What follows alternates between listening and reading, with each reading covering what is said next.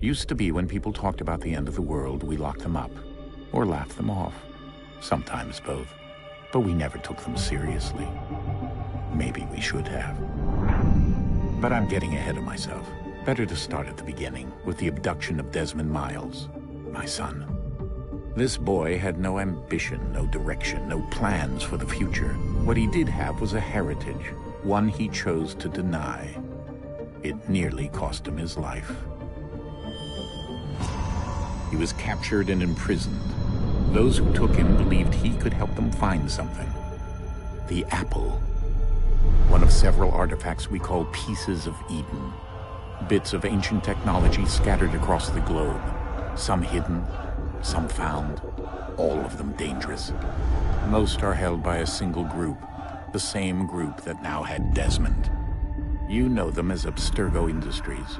We know them as the Templars. As the enemy. We've been fighting them for thousands of years. Even longer if you believe the stories of their origins. I do. After all, I've seen the truth. That's the beauty and the horror of the Animus. A device that allows us to enter and experience the lives of our ancestors. It holds the power to change everything, to show us history the way it really happened. Up until its creation, to the victor went the spoils, went the truth. We're trying to fix that, to free minds and bodies both. But there's only so much that we can do, and the Templars have the upper hand these days. But something larger than the Assassins and Templars is approaching, bigger than all of us. And if we can't find a way to stop it, these next few weeks will probably be our last. Everyone's last. In the end, it all comes down to him. To Desmond. Through the Animus, he discovered his heritage, explored the lives of his ancestors, and uncovered their secrets. When that was done, he trained. He used another ancestor to provide decades of experience in the span of a few days. It worked. We think. We hope. Soon, though, soon we'll know. That ominous date fast approaches, December 21st, 2012. None of us knows what it'll bring, only that this is where they want us to be. When it does. They've been guiding us in their own fractured, frustrating way. These voices from the first civilization, the ones who came before, a precursor race of immense power and uncertain motives. They're the ones who made the pieces of Eden. This is where they've led him, and through him, us. He stands at the entrance to this long-lost place, armed with the knowledge of Altair and the abilities of Ezio. He holds in his hands the apple of Eden, and we stand at his side, ready to support him however we can. His name is Desmond Miles, and he has brought us to the end.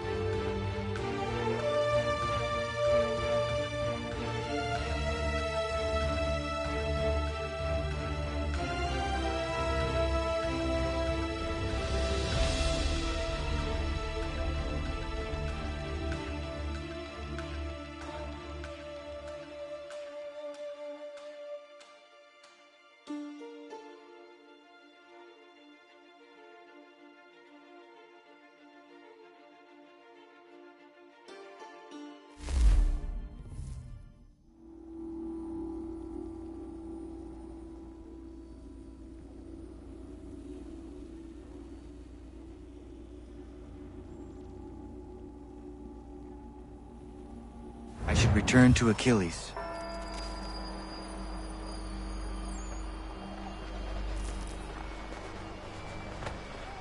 Everyone, come with us.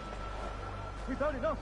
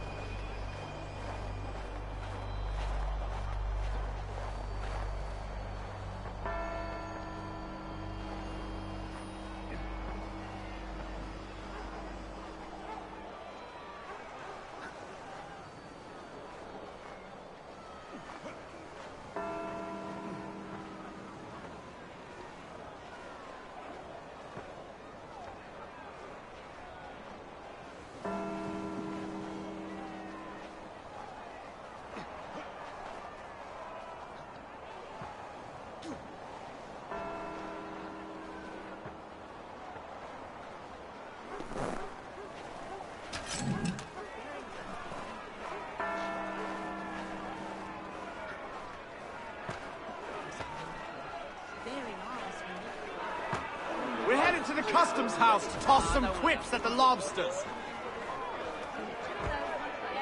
James! What happened? Come on! That's what we're going to find out. Follow me. To King Street! We'll show them! Down to the customs house for a spree! Come on!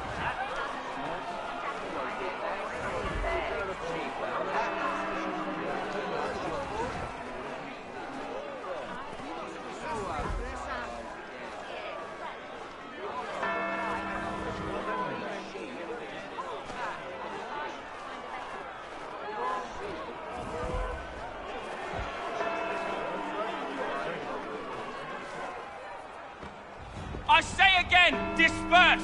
Congregating in this manner is forbidden! We're not going anywhere, Bug! Oi! Why did you go back to England? No good can come of this chaos! Return to your homes, and all will be forgiven! Never! Not until you've answered for your crimes! You're right, cowards! You don't scare us. Pointing guns at unarmed We ain't afraid! There. Is that my father? Yes, which means trouble is sure to follow. I need you to tail his accomplice. This crowd is a powder keg. We can't allow him to light the fuse. But nothing. Do as I say and go. Come on, you gosh-gutted coward! You doesn't shoot at me! Hey, Lobster! Go ahead! Fire your little gun! You red-backed, rum-soaked, bacon-faced lout! I do soon fight you! This on you!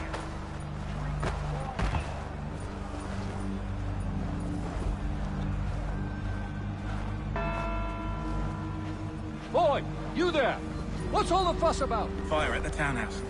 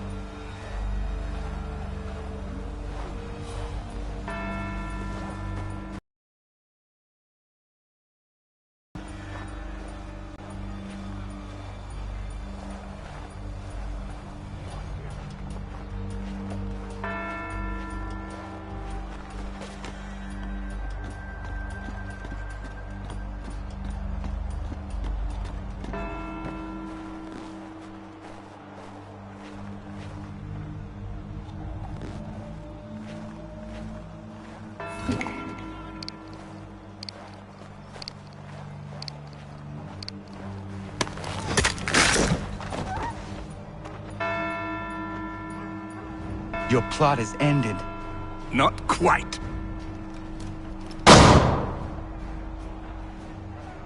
Damn you! Fire!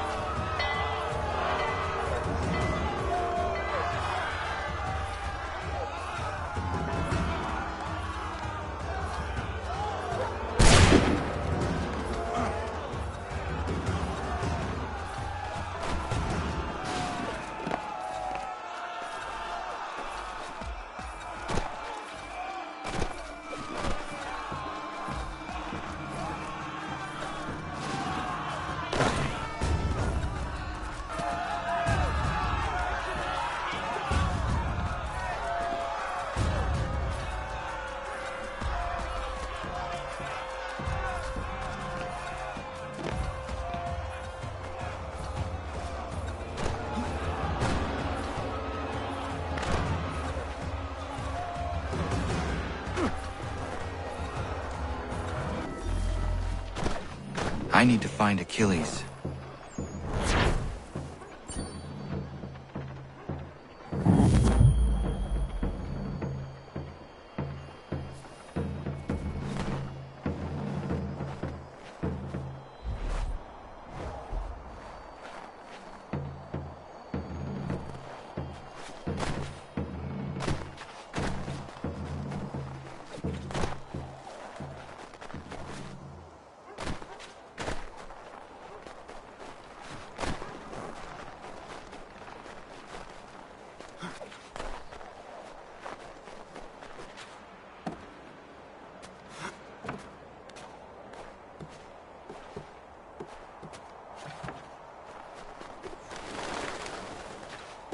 Over here.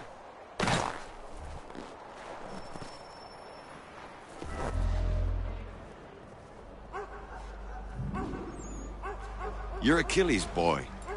Connor, was it? I saw what happened at the townhouse. A fine mess, that. Who are you? Samuel Adams, at your service. Achilles asked me to get you out of Boston. Explain. The whole city's looking for you. Oh yay, oh yay! A criminal stalks the streets, wanted in connection with the massacre at the townhouse. Citizens are advised to call the guards if they see him. £10 to whoever brings this madman What am I supposed to do? Well, you can take down these posters for a start. Return to me once you remove the others. We can't be seen together until these posters are gone.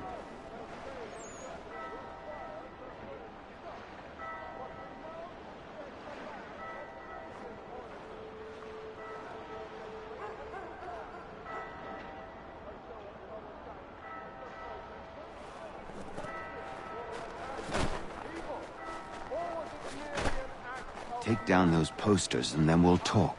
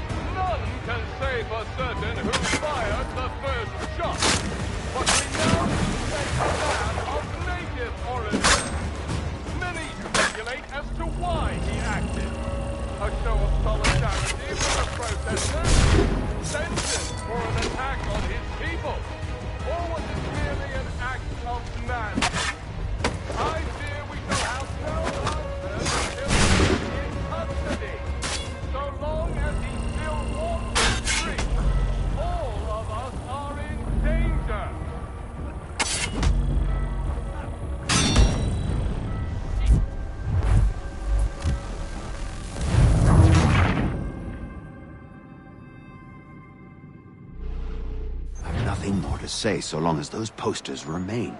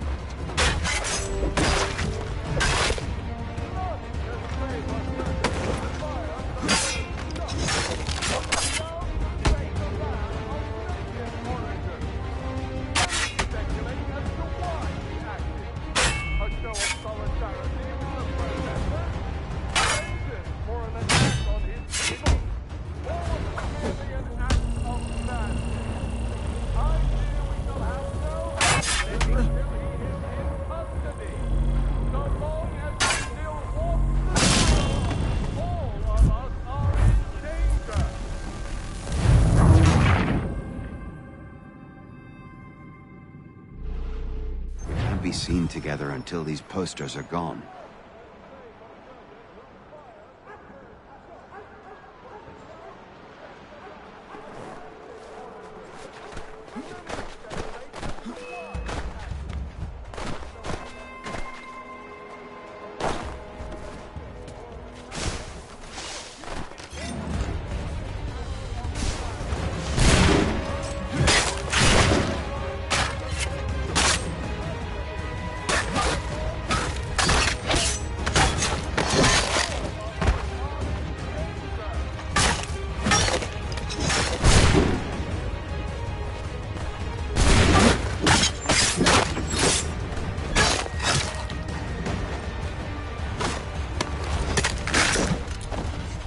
Take down those posters and then we'll talk.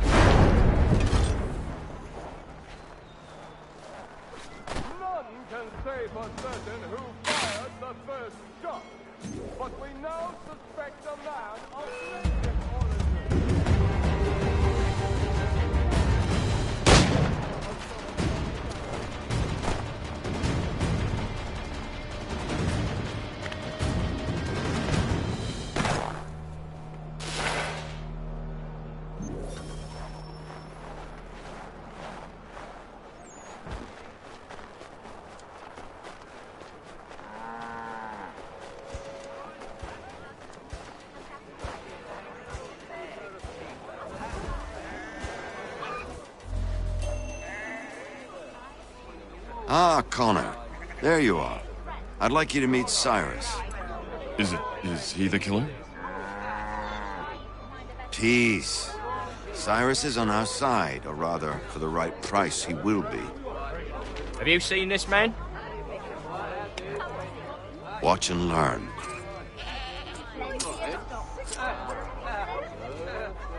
Oh yay! Oh yay! Word has reached us that the man he's shooting may have been in disguise. A wig and makeup tin were found near the scene of the crime. Witnesses describe a middle-aged gentleman of pale complexion fleeing towards the wharves, rifle in arm.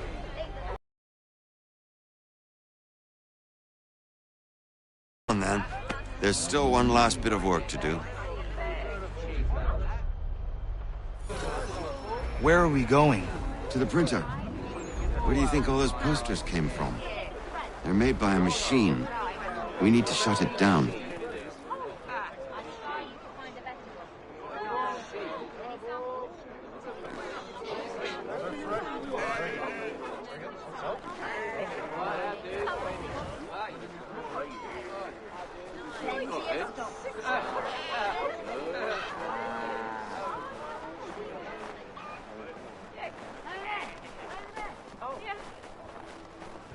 Damn it, we're too late. They've set up a checkpoint. Come on. This way. I can go by rooftop and meet you there. No. Better you learn about the tunnels now. Tunnels? The Masons have a whole network of them under the city. They're quite useful when speed and secrecy are required.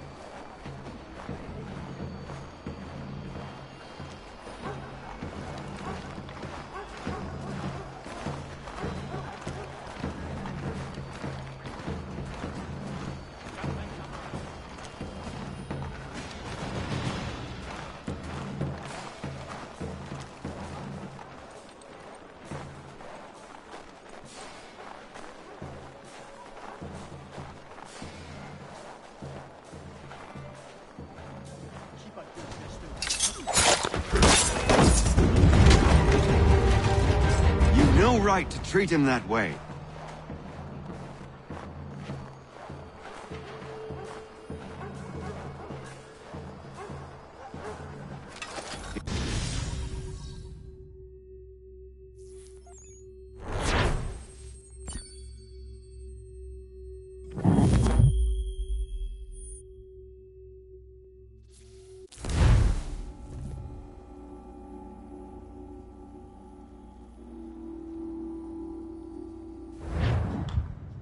Hold on.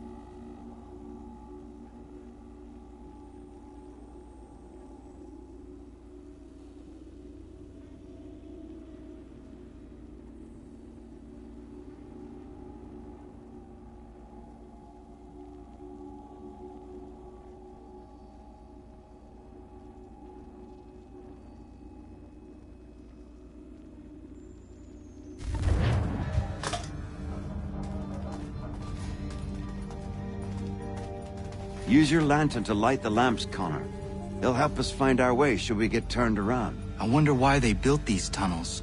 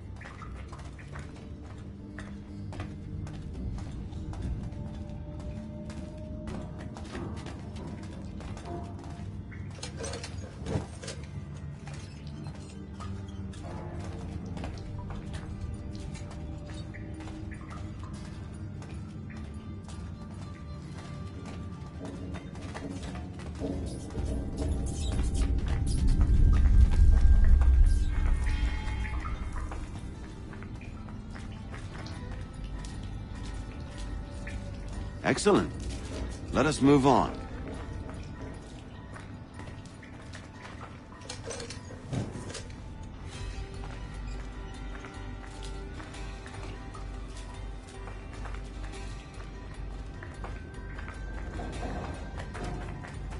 Much as it pains me to say it, we must follow the rats, as they often move in the direction of an exit.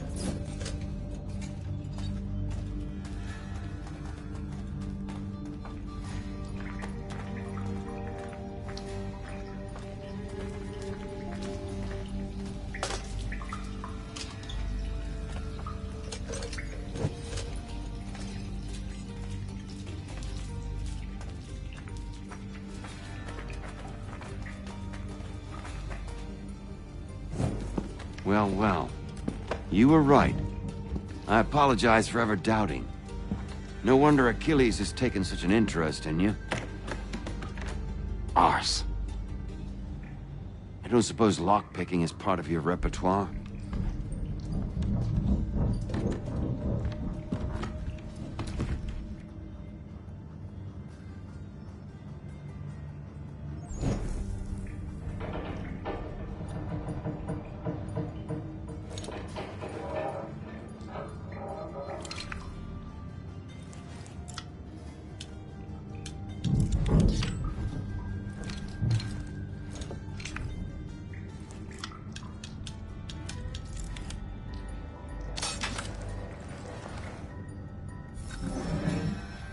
Well done.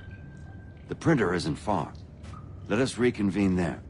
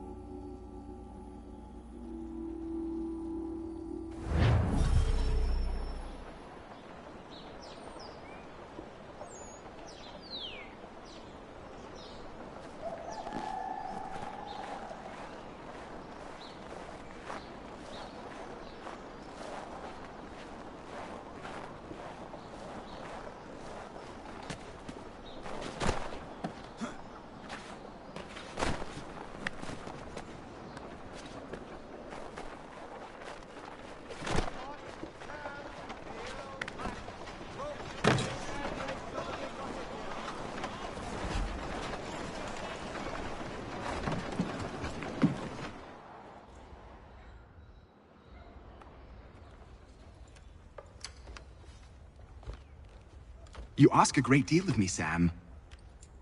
I know, but I wouldn't be here if it wasn't important, if it wasn't vital. Fine. Just this once, though. In the future, such things will come at a price. Resetting the type is neither quick nor easy.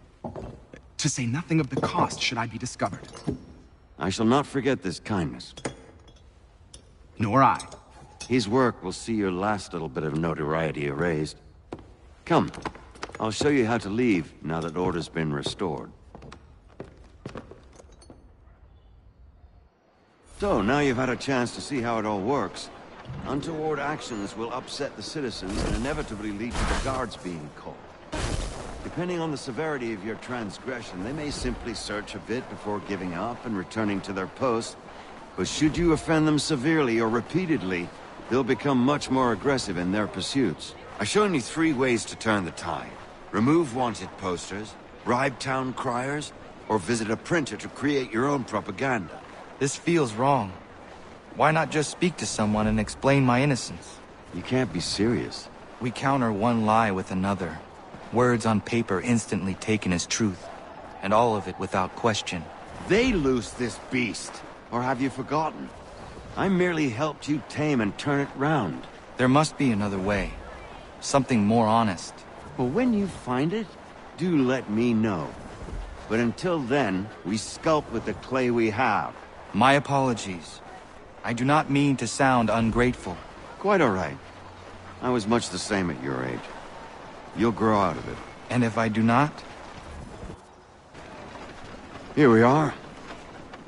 Speak with the harbor master and he'll see you home. Thank you for everything, Sam. I promise one day to repay the favor. Oh, I'm counting on it. Like this.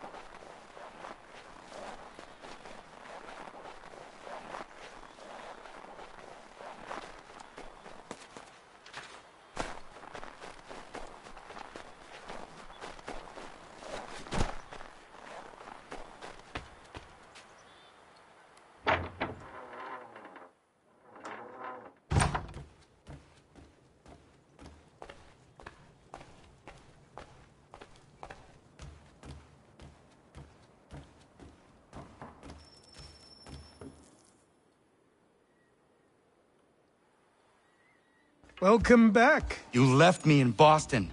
The training we've done here is all well and good, but experience is a better teacher by far. What of my father? Into the wind, I'm afraid. We have to find him. And we will, after the house has been repaired. But he's out there plotting who knows what. And what would you do when you found him? If you found him? You're a boy with a few months of training. He's a man, full-grown, who spent decades honing his skills. If you're going to stand a chance against the Templars, you're going to need these.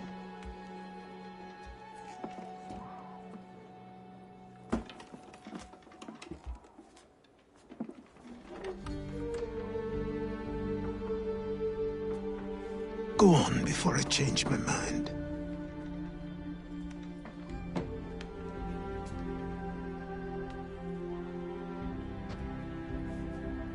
Hey! Help!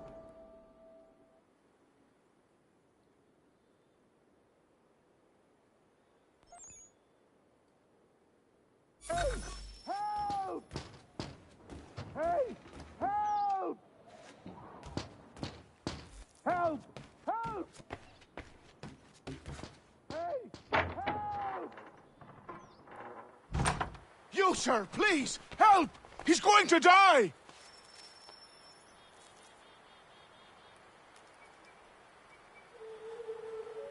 Who? There's no time! Please, come!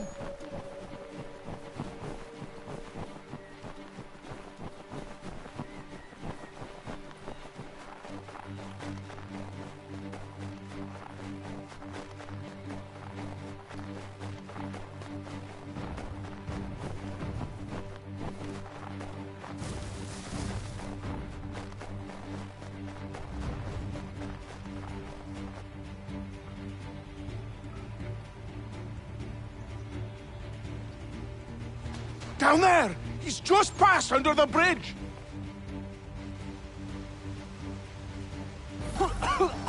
Help me! Please! Someone! Help! Someone! Help!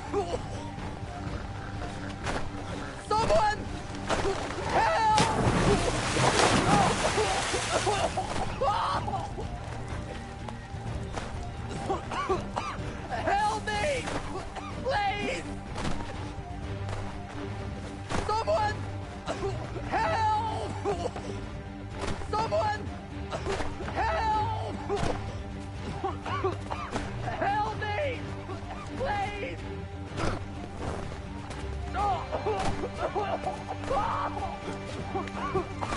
Help me! Please! Someone! Help! Someone! Help!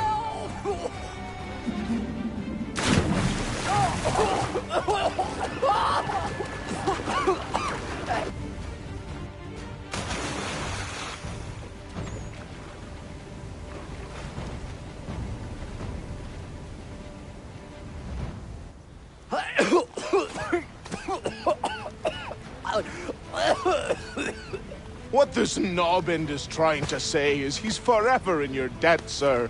Who you calling? A knob end? You, because you are one. What were you doing on those logs? One of the dangers of lumbering. We've got the camp set up a few rods off of here, as we're cutting timber. We're hoping to open a mill in the area. There's a good place not far from the manor on the hill where I'm staying. I like you already. We'll have a look.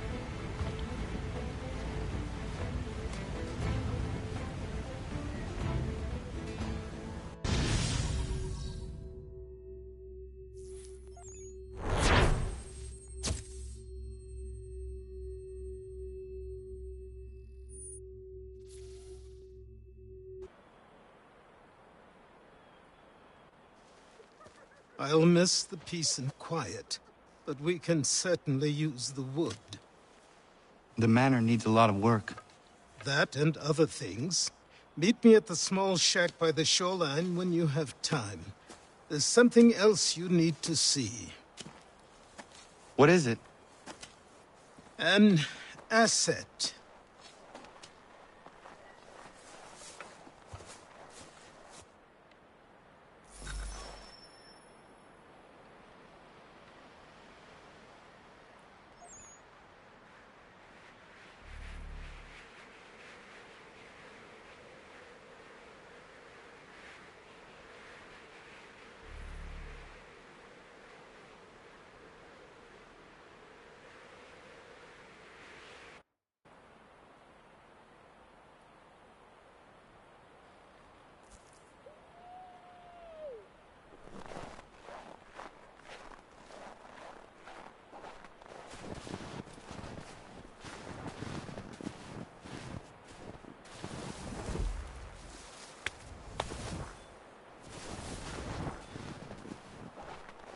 Lovely morning.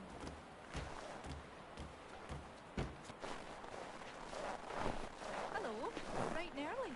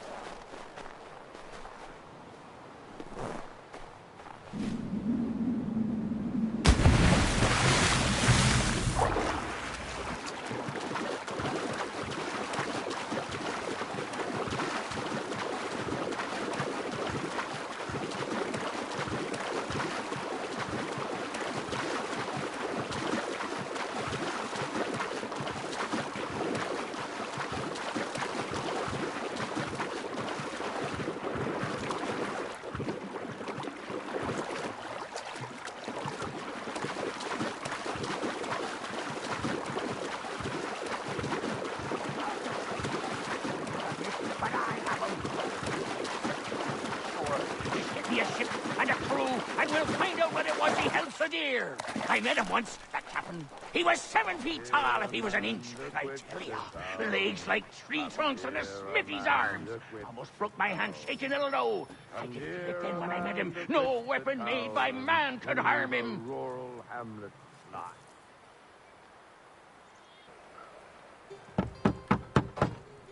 Go away!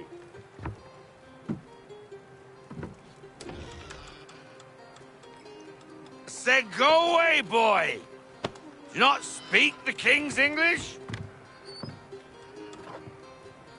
Oh, I didn't see you there, old man. I'd have set my home in order if I'd known you'd be calling. The boy's name is Connor.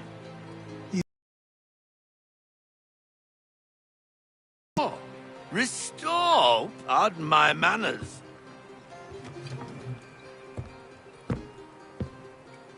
She's still the fastest in the Atlantic. Sure, she needs some attention. Minor things mostly, but with a little affection, she'll fly again.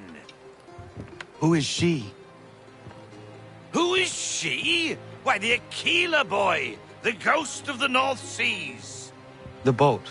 A boat? She's a ship, boy, and make no mistake about it. I thought you brought him here to restore order. I reckon he's the greenest thing on the frontier. Connor, meet me back at the manor when you've finished here. You said it requires repairs. You able? She does need work. A ship is a she, boy.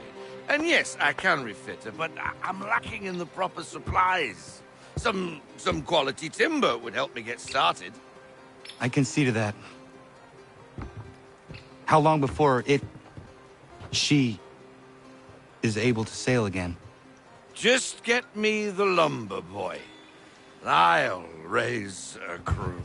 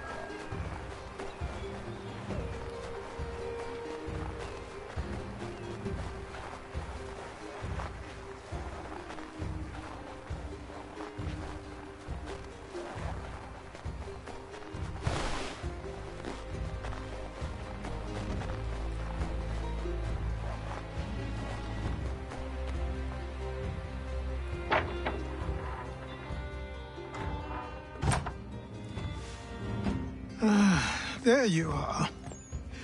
I've something to show you. Come, take a look. What is it? A ledger. It lets us manage the homestead's dealings. And these? That was years ago. Before the slow fever, before the Templars, before everything collapsed. But that's all in the past. Better we focus on what's in front of us. Take up the ledger, and I'll teach you how it all works.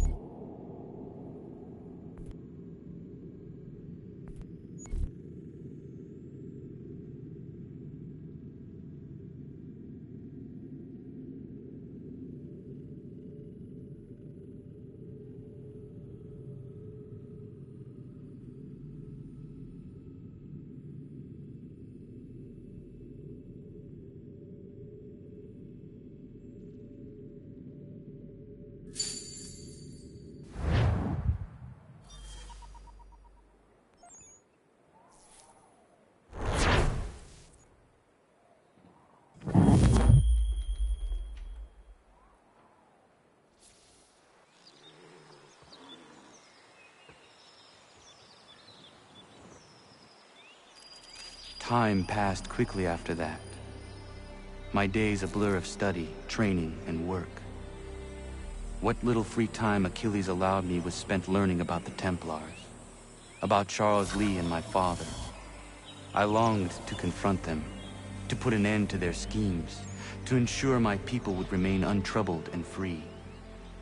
But I knew it was too soon, that to approach them now would see me killed. All my work would be for nothing. Patience, restraint. These proved the most difficult subjects for me. But in time, I mastered them as well. Days became months, months became years. And as my skills and knowledge grew, so too did I.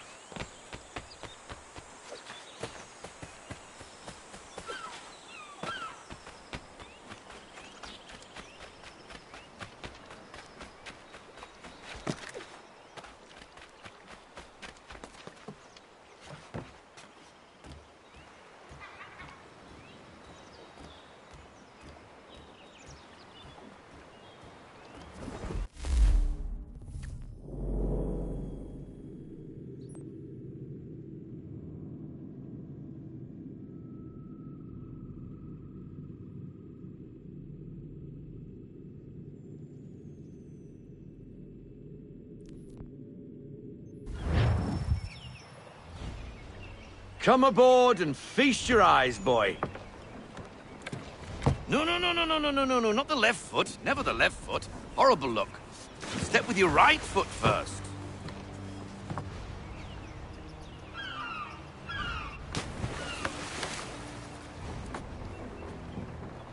She is...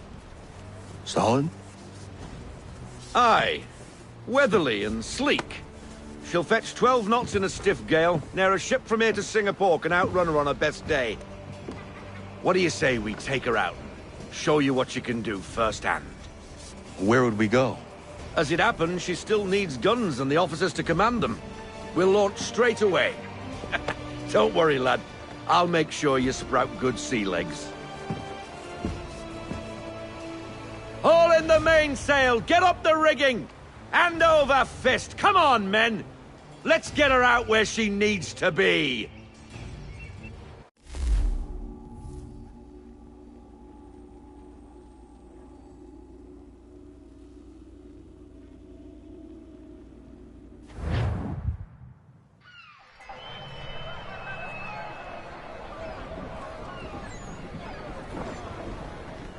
Come on, lad. No time like the present.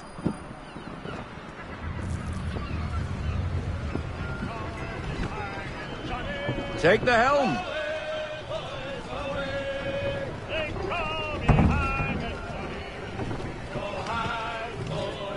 Double time, boy. It's time you learned.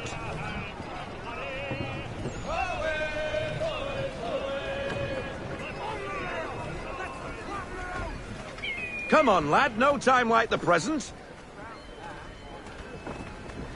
Come on. She won't bite.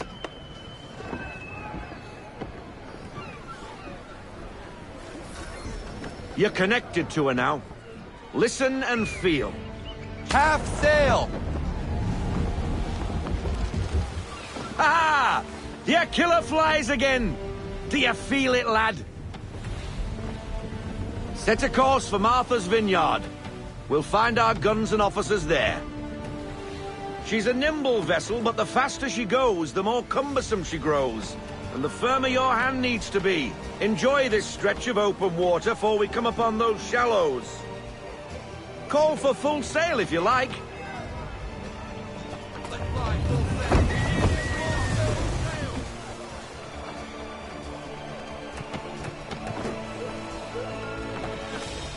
Wind looks to be shifting. Stay alert, Connor. Gusty winds can be difficult to manage.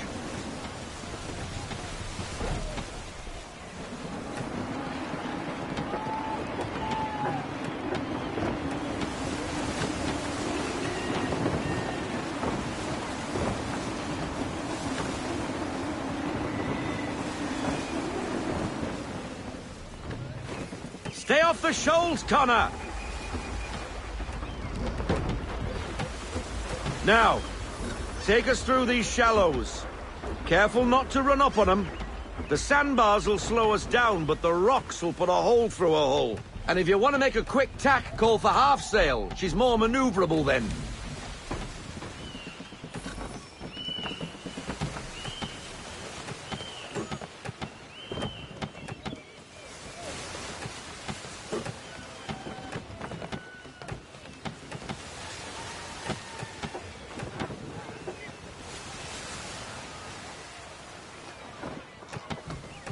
Mind those other vessels! Hold your tack to keep your right of way!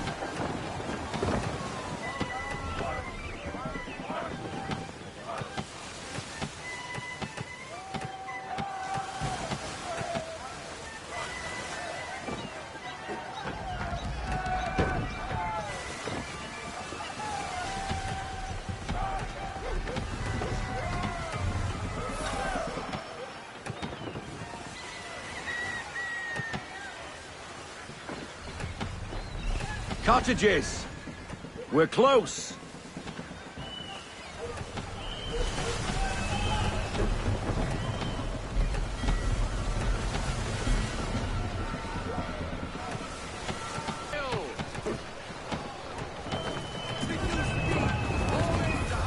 Drop anchor! We'll go ashore, buy our guns, and find our officers.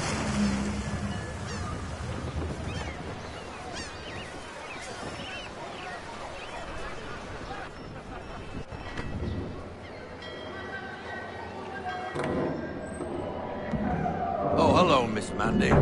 You're looking every bit as ravishing as I remember. After all these years, you sail all the way to the vineyard to pay me compliments? We are looking for David and Richard Clutterbuck. Nice to see you, too. Robert Faulkner. Where the hell you been? Sorry for leaving like I did, lads, but where I was going, no one could know. You two working much? No. Between contracts at the moment.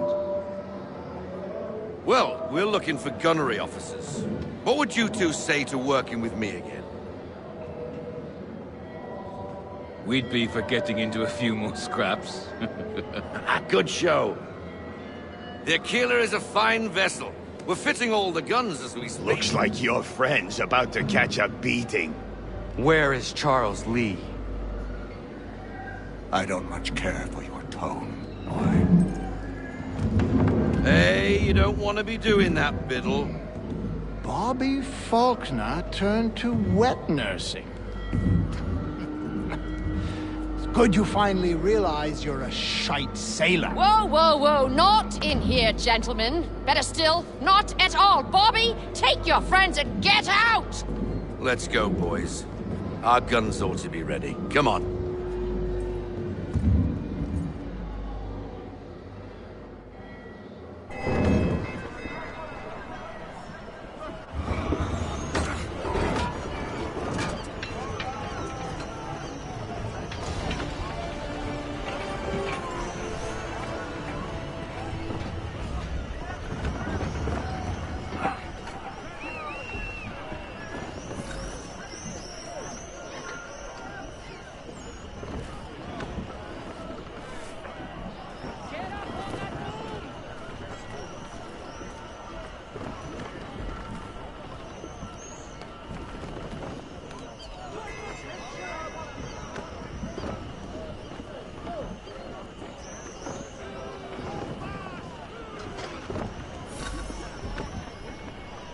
Bloody hell was that about?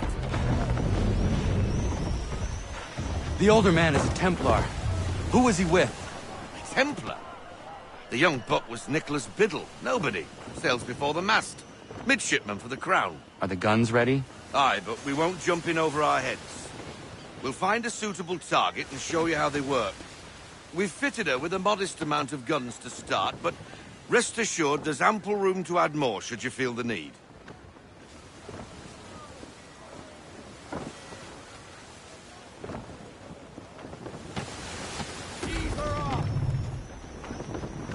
Looks like a British frigate with half seas over. Should do nicely for a spotted target practice. Bring around broadside, and when all guns are on target, call fire.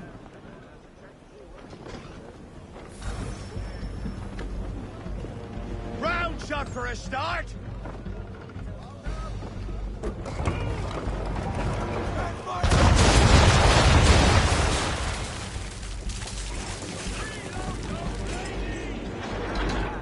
Well done, boy! Now, aim all guns at her bow and do as much damage as possible.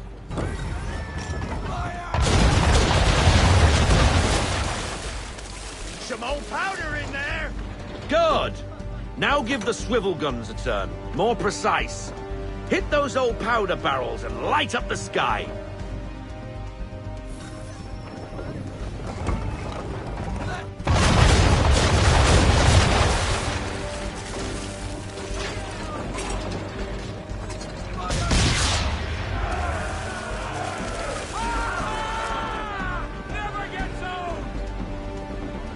Not bad for a spot, Captain. You are a fast learner. Provided something interests me. Ah, getting a taste for the open sea, are we? We'll make a Jack-Tar out of you yet. Now we should be getting back. The old man is like to have my hide for keeping you out so long.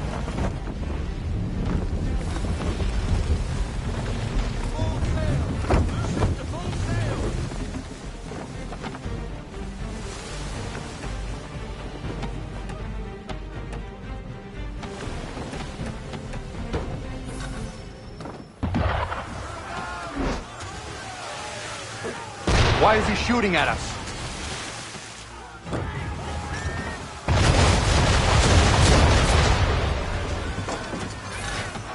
Destroying property of the crown, disturbing the king's peace, take your pick.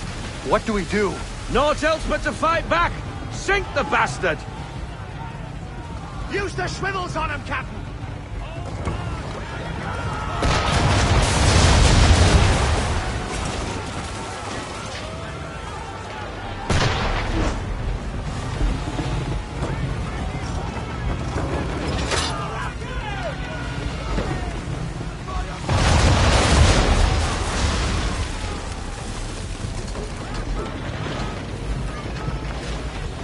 English frigate! Oh, BB Twattle's another one. Where in the bloody hell did she come from? Brace!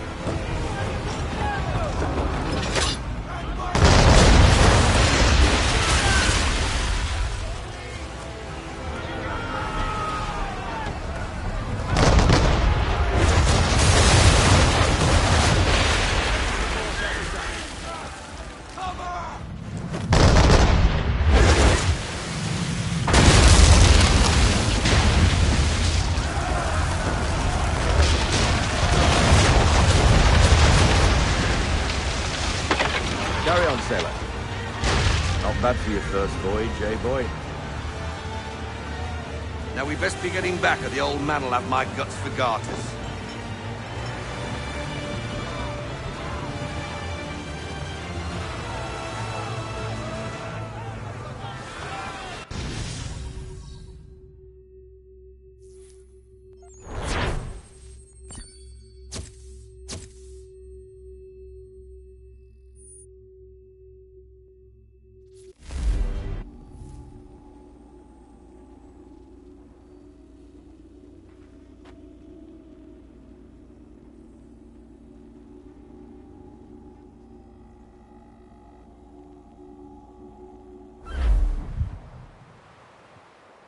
I got 'em! All of 'em! You get what I need, and I'll give 'em to you. Simple. You got a ship, could find 'em all to boot. Who is that man? Him? Some old soul's always on about letters he's got from Captain Kidd. Nonsense, really, but he doesn't hurt no one, so I'll leave him be. Talk to him if you fancy, but be warned he'll chew your ear off. Anyway, the Aquila's here for you. If you should get a pang for the open sea, we'll be waiting. Now, I implore you to head up the hill before the old man comes out of retirement just for me.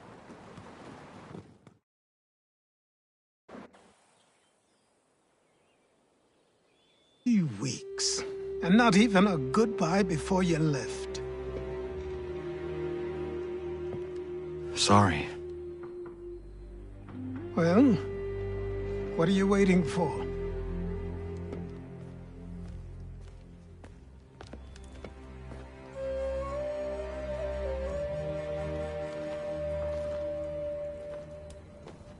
Put them on.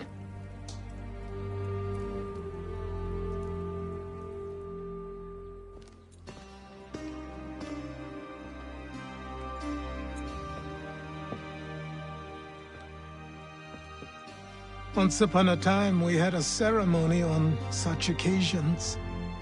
But I don't think either of us are really the type for that. You've your tools and training, your targets and goals. And now you have your title. Welcome to the Brotherhood, Connor.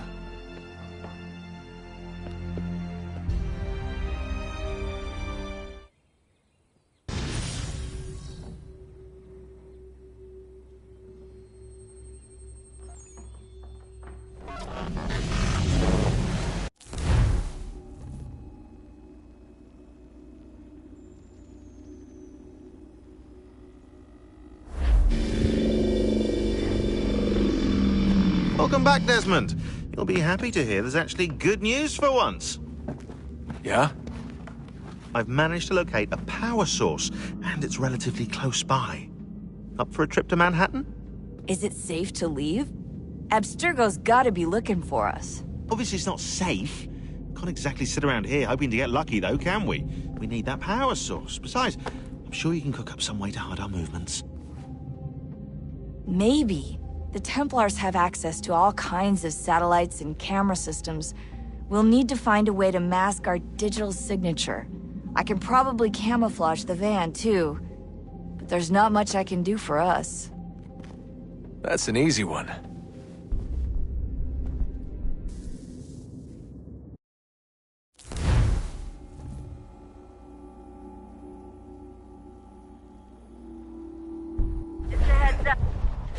Local utility companies have assured the public that they're completely prepared for the upcoming solar maximum. Disruptions to service are expected to be minimal. If only they knew. What's this? A remote-operated camera. It'll provide us with a feed while you're on mission. This will let us talk to each other. We're almost there, so listen up. The artifact is in an office penthouse in Lower Manhattan. At this time of night, direct infiltration is going to get you noticed. I think we're better off having you drop in from above. What do you mean, above?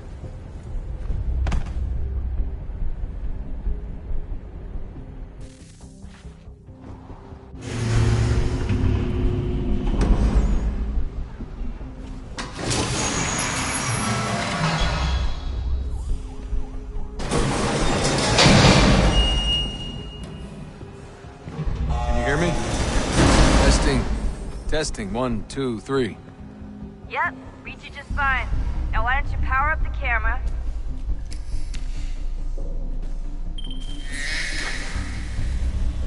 I've got pictures. Running diagnostics. Perfect. I've got a nice, strong signal.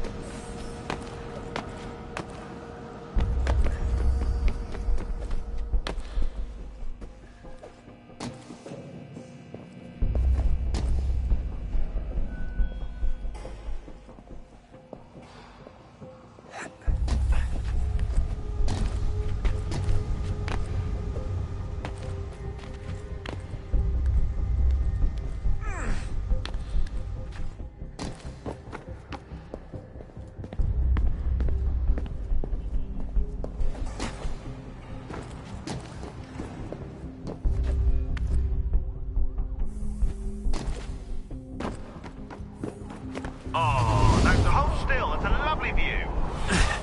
Seriously, Sean? Fuck you.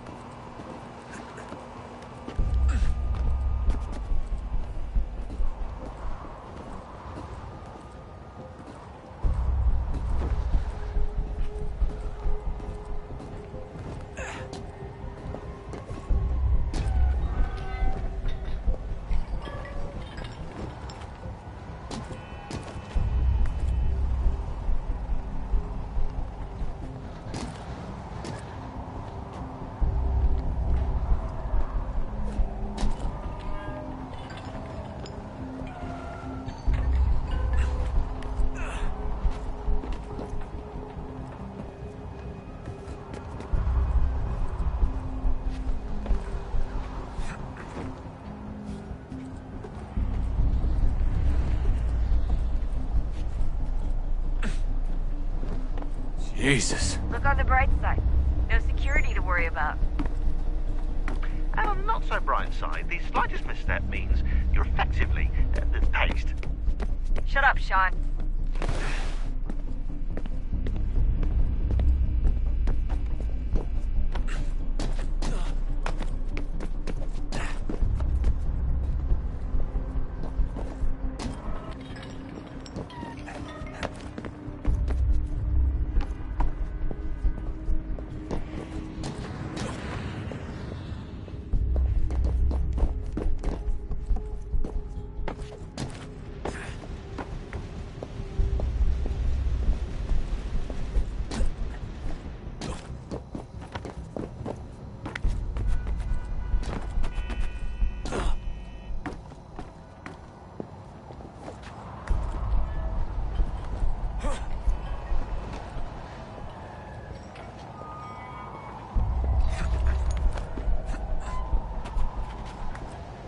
Almost there, Desmond. Once you reach the top of the lit-up crane, you should be high enough to make the jump. Should? It'll be fine, don't worry. Well, you might want to worry a little. I'm pretty sure she was high when she was running the numbers. Sean! A joke. It was a joke. Or was it?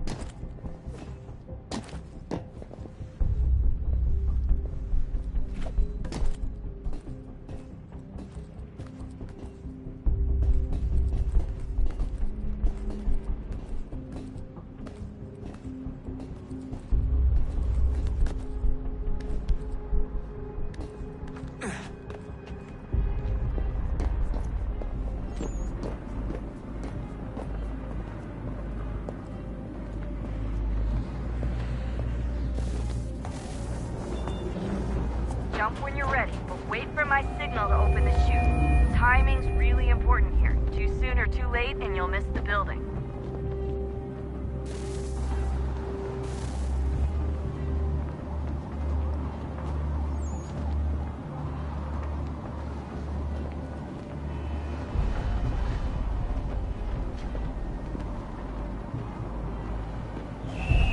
Now! Open your chute, now!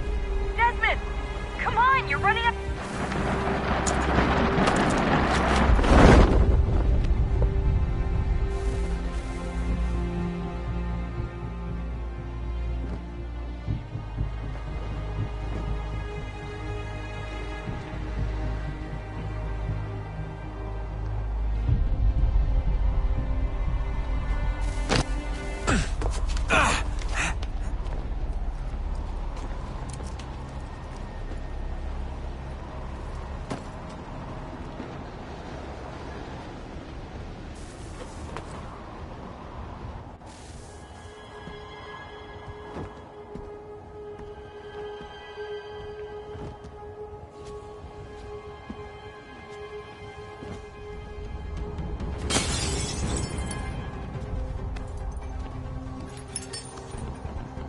That wasn't so bad.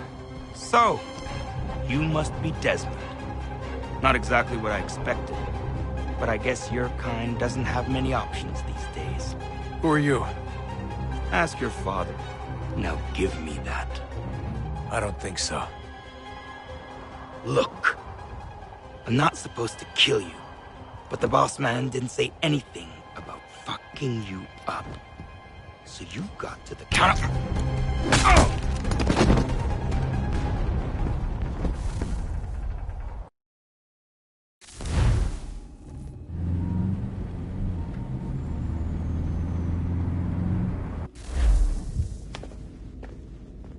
So who the hell is Daniel Cross? Believe it or not, he used to be an assassin. The assassin, the way I've heard it told, but it turned out he was a sleeper agent for Abstergo, programmed to infiltrate and destroy the organization. How did he know you were there? We could be compromised. They must have caught me snooping inside their network and sent Cross to see what we were after. If they were aware of our current location, we'd know. Though, I will say this. It doesn't bode very well for future expeditions. I've set up some cameras topside. If anyone shows up, we'll see it. I'd suggest you go see about finding a socket for that power source. Or we can return to Connor if you prefer. All the artifacts in the world won't mean a thing without the key.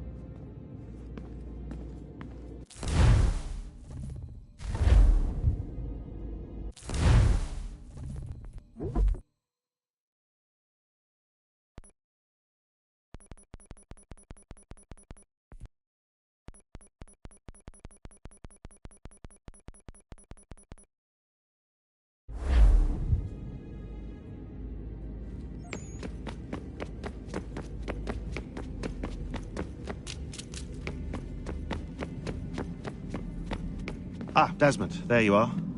Can I ask a favor? Maybe. When this is all over, I'd like to try turning the dial back on the Animus. Like, all the way back. To the time of the first civilization. You think it would work? There was no real loss of fidelity when you visited Altair. Then again, that was about 1,000 years ago, and I'm looking at going back at least 70,000 more. Sure, I'd be up for it. It'd be interesting to see what things were like back then.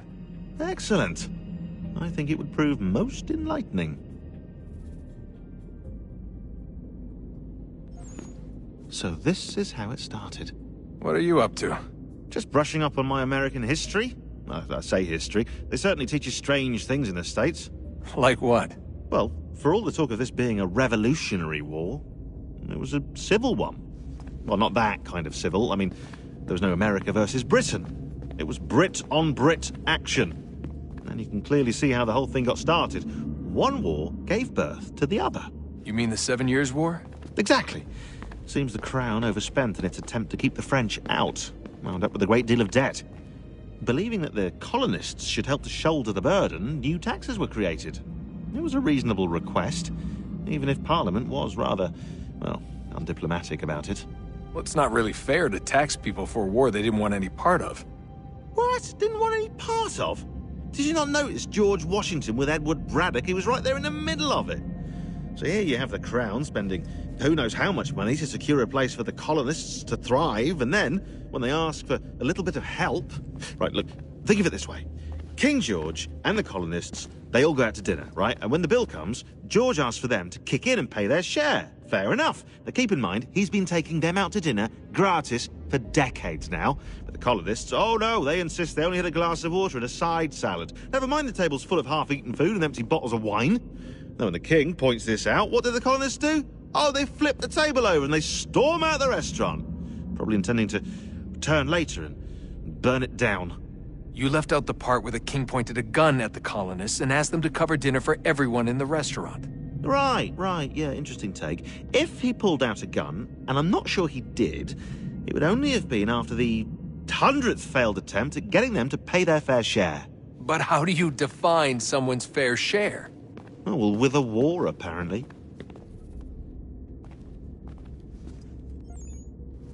I wonder how many other places like this exist. There are dozens of them, all over the world.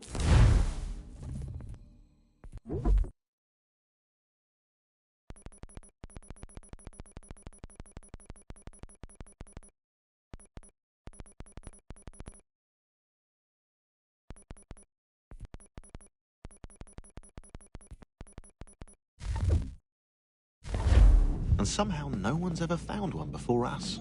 I don't think that's true. Oh? When I was at Abstergo, Vidic talked about silencing discoveries made by non-Templars. And I'm sure Abstergo has dug up plenty. The things they must know. Regretting throwing in with us? No. Just looking forward to when we can finally trounce those bastards so I can dive into their archives.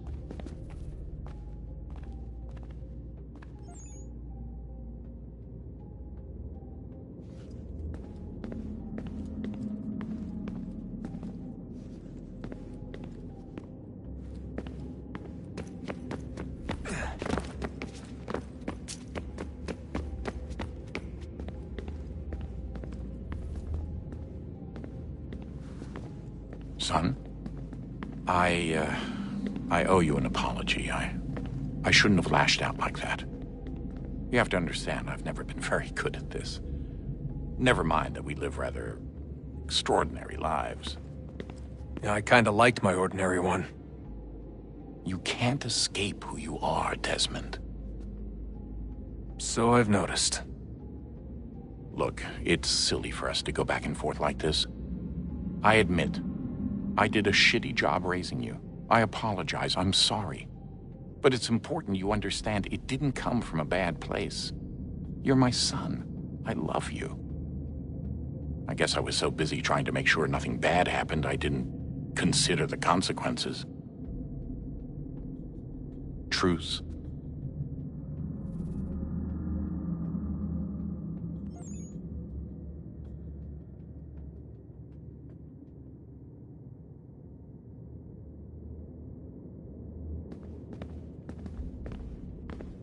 I can't believe it's taken me so long to ask, but... how's Mom? She's not... No. Your mother is fine. We decided it was safer if we split up for this job. Always assuming the worst. For good reason. Can I at least say hi to her? I'm sorry, it's too risky. Maybe when we're done. Right. When we're done.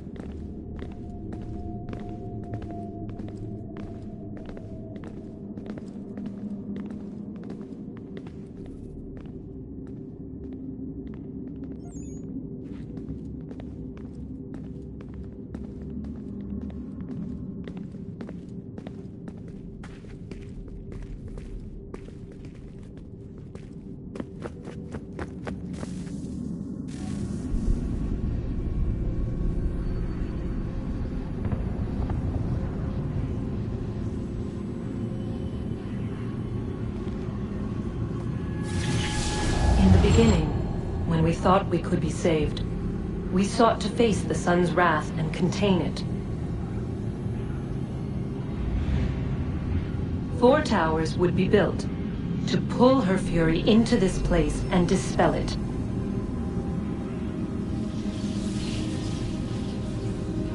But even with all we knew, with all we had, it would take too long.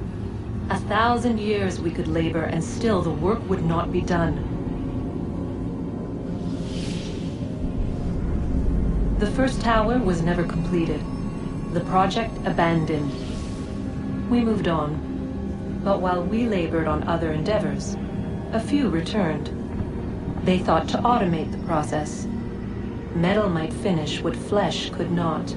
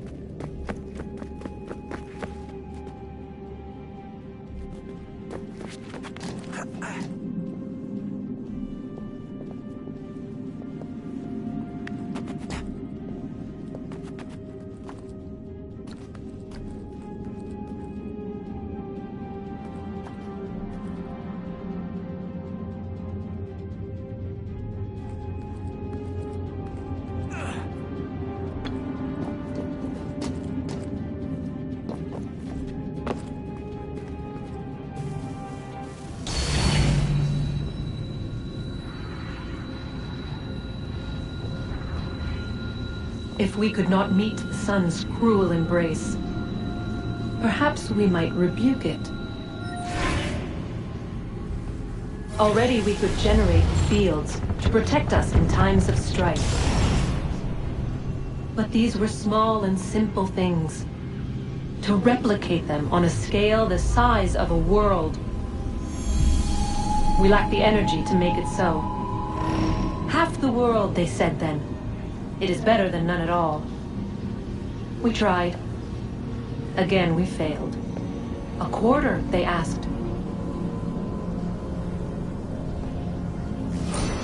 Even this we could not do. A sixth, an eighth, a tenth, they cried. The answer was still the same. Perhaps in time a city might be spared. But it was time we did not have. So we moved on.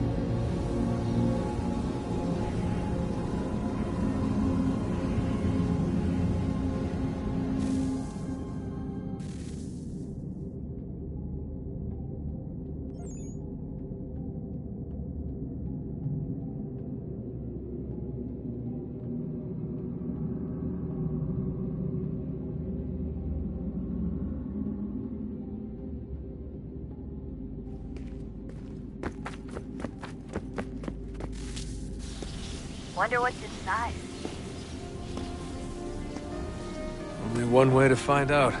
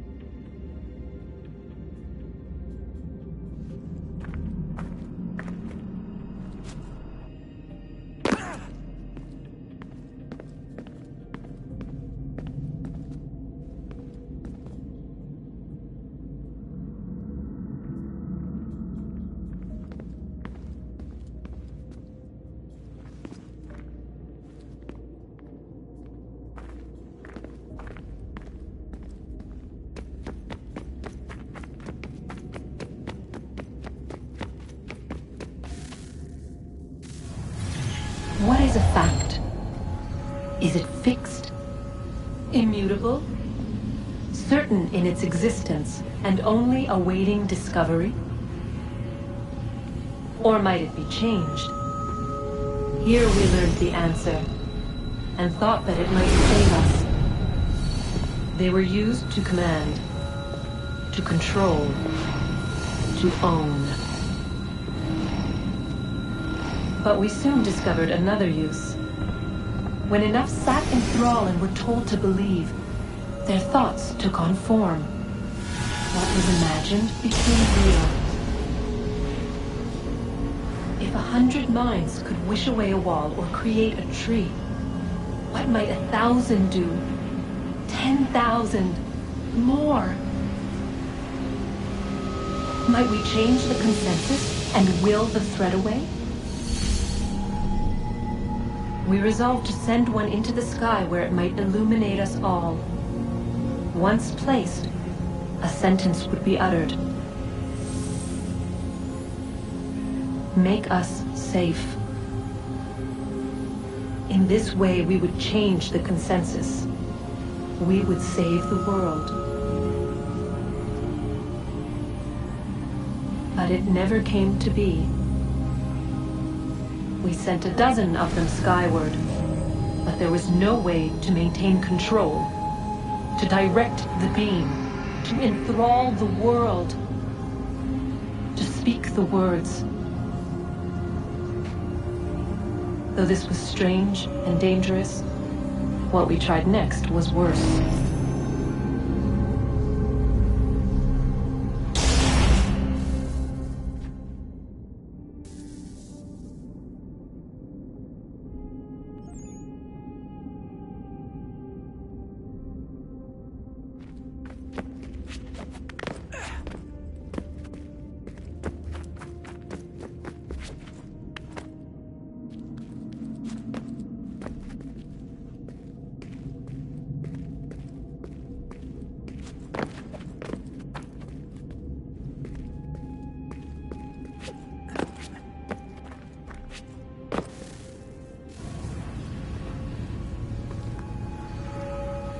Our first instinct was to travel back, to change the past.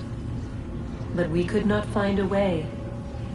But forward, we could look forward. And so here we sought to see beyond ourselves, and know what was to come. First we watched to learn if our work would succeed. But the answer was always the same. So we moved on to other things, but she remained. The one you call Minerva. In time, she too stopped looking, and instead began to speak. She called out across time, in the hopes that you might be saved. She hid messages where none might find them, save for you and those within this place. Fascinating. Tired of it. The cryptic warnings, the threats. Just tell us what you want! But they are. We saw the Nephilim there. We seemed like grasshoppers in our own eyes, and we looked the same to them. Imagine trying to explain all this to a 2-year-old, to a grasshopper. When they said the will of the gods was unknowable, they meant it. Literally. I killed her, you know. I killed Lucy. It was the apple, son. It was Juno. I saw what she was. What would happen if I let her live? I could have stopped myself. I mean, there was a force there. But I didn't have to. I chose to. Desmond. Lucy was going to betray us and take the apple back to Abstergo. I saw the satellite launched. I saw them turn it on, and then it failed. Whatever's on the other side of that door, it benefits Juno. We need to be careful.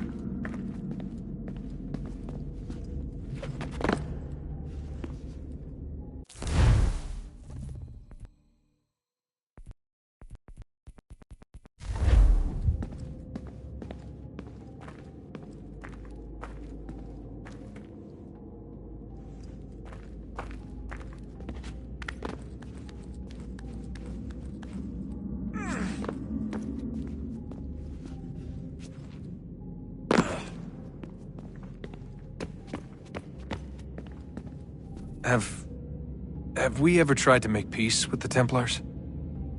Throughout our history, there have been moments. Several, in fact. But it's impossible. There are existential differences, insurmountable. If there were to be unity, it wouldn't be a truce so much as a submission. But knowing what's about to happen, wouldn't it make sense to try and talk to Vidic? Come to an arrangement, even if it's only temporary? We'd all be so busy watching our backs, nothing would get accomplished. Imagine that. We're more productive at war. Well, have we ever tried sending in someone? Doing to them what they did to us with Lucy? Or Cross? We have, and it's never worked. We've sent people who were either too weak and found themselves turned, or too strong and were unable to carry out the charade. I just feel like we all want the same thing. We use the same words, but that's all they are, words. In the end, it all comes down to freedom. We seek it, they detest it. And so there's never an end to the fight. Not until one side is completely gone. Is that even possible? Probably not. Our two groups have existed in one form or another since, well, since forever. But things can be better than they are. And that's something. Did you look for me, Dad? When I was gone? Every day. Come on.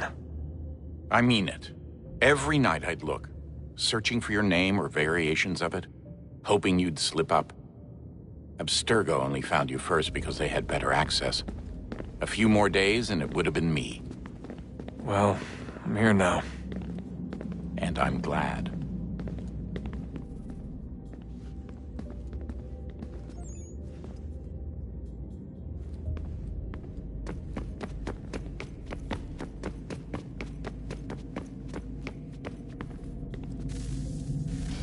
Good luck, Desmond. These are troubled times.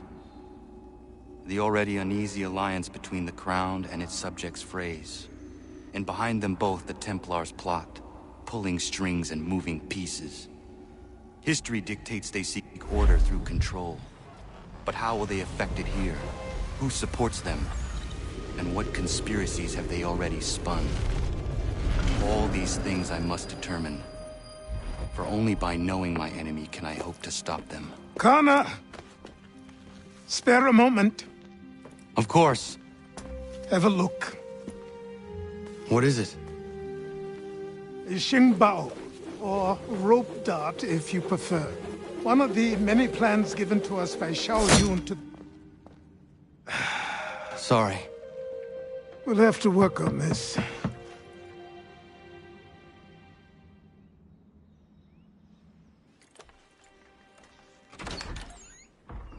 Ganondogo. Yes, my friend. What brings you here? Is the village all right? For now. What do you mean? What has happened? Men came, claiming we had to leave. They said that the land was being sold, and that the Confederacy had consented. We sent an envoy, but they would not listen. You must refuse!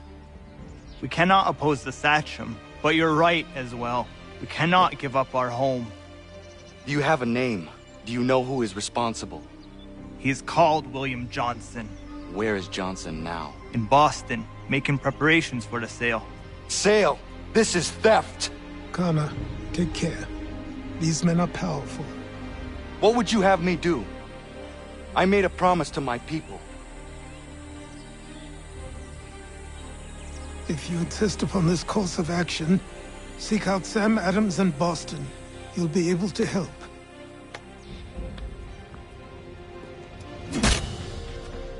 What have you done? When my people go to war, a hatchet is buried into a post to signify its start. When the threat is ended, the hatchet is removed. You could have used a tree.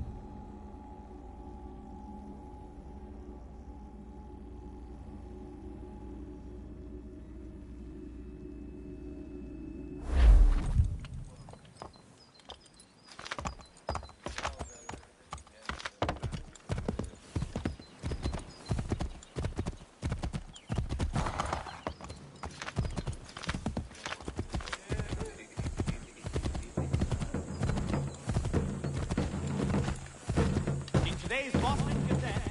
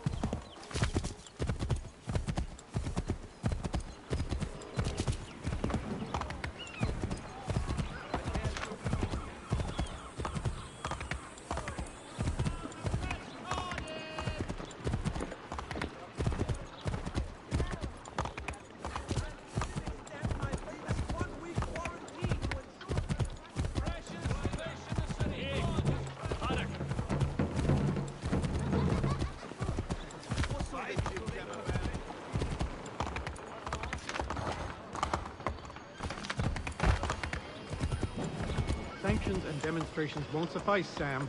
We need to act, and I'm talking about more than a sternly worded letter. I sympathize with your frustrations, gentlemen. But surely you can understand my reluctance. Ah, Connor. Hello again. What brings you to Boston? You. Would you excuse us, fellows?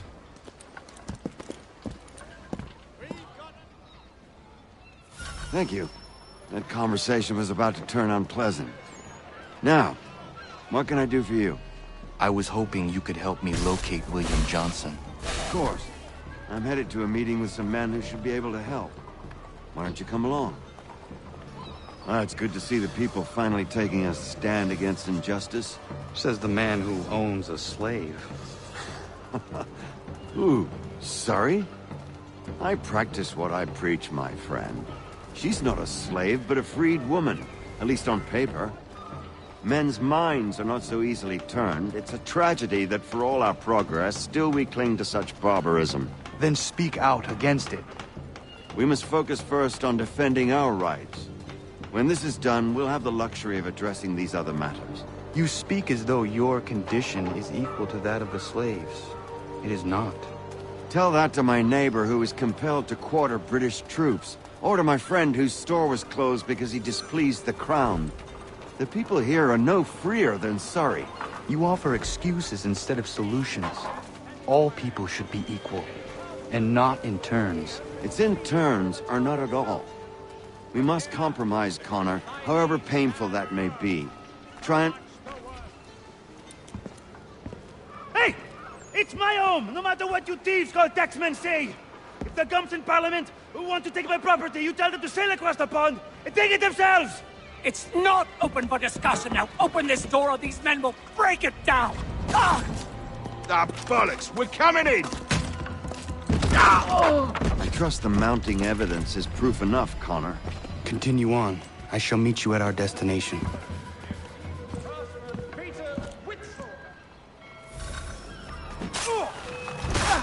Could use some support! Is that all you have?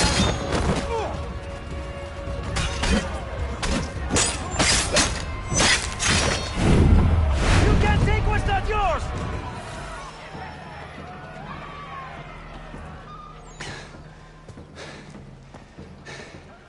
Justice for once. I dare the governor to send more. You all right? I'm fine. It's not my first dance. For all their teeth and claws, these little foxes, they fight like puppies. Thank you, my friend. I'd buy you an ale, but I'm expected somewhere else.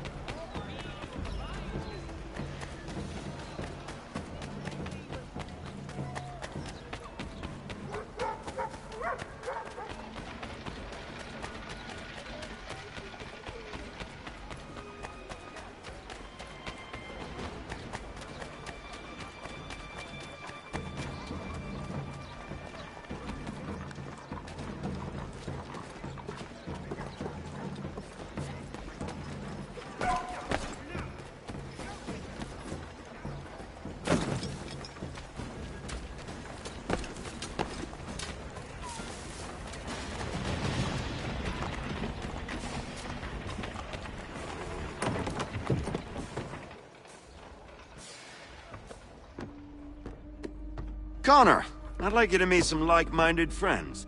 The owner of this fine establishment, William Molyneux, and the manager and chef of his newest venture, Stéphane Chaffeau. Ah, Connor and I just had a ball with some redcoats enforcing some taxmen outside my home. The collectors grow bolder and more forceful. Something we must address, Samuel. Then let us raise a banner. Something to let the people know that they are not alone. The docks are an angry place of late. Protesters picketing the latest shipments of British tea. The eyes of the city are upon that stage. A Bostonian without his tea is a dangerous beast. William Johnson is smuggling the tea off the ships. One of his men tried to sell me this. A sample of what I refused. But it's from those ships. No mistaking the stamp. He's charging a king's ransom. Must be he's making a mint off those who buy it. Where is he now?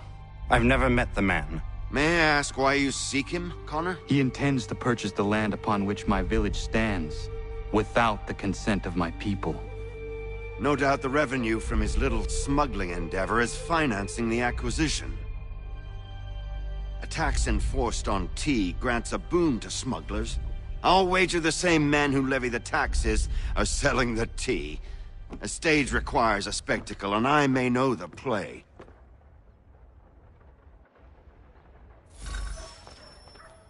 Connor, head back to the docks and see to the destruction of the tea. If you should need us, return here.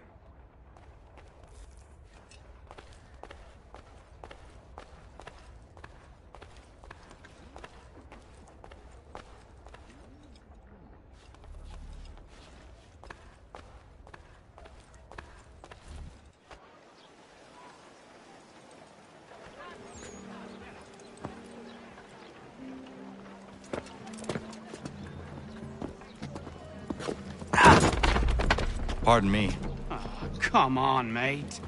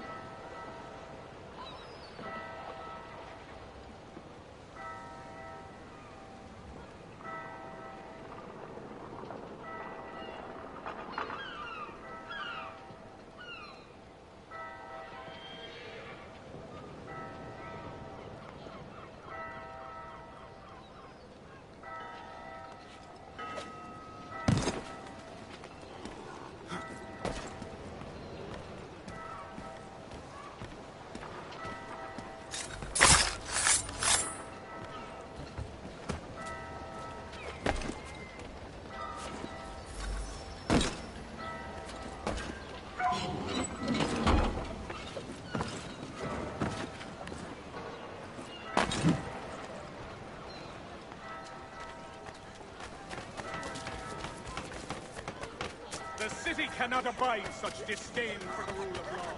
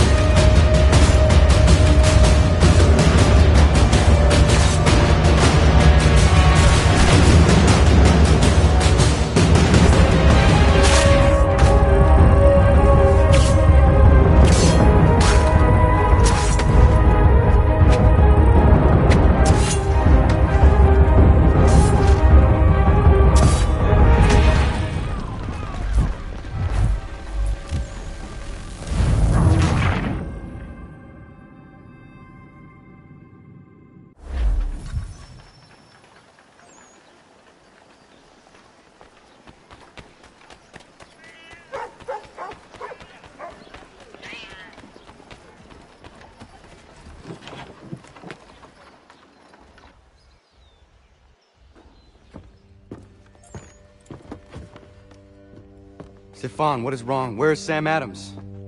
Who cares? I've been robbed! Vont me le payer, ces scélérats de merde!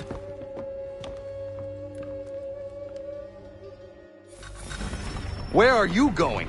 To get back what's rightfully mine.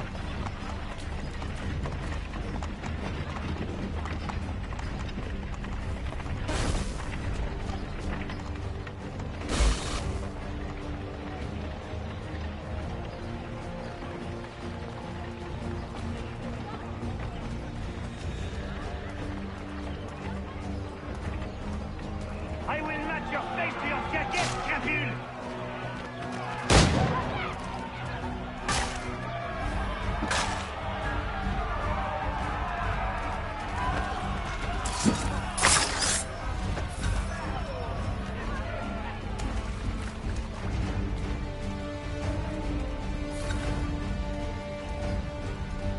Ces coquins me prennent mon père au Canada et voilà qu'ils me ravissent ma propriété ici. Il suffit.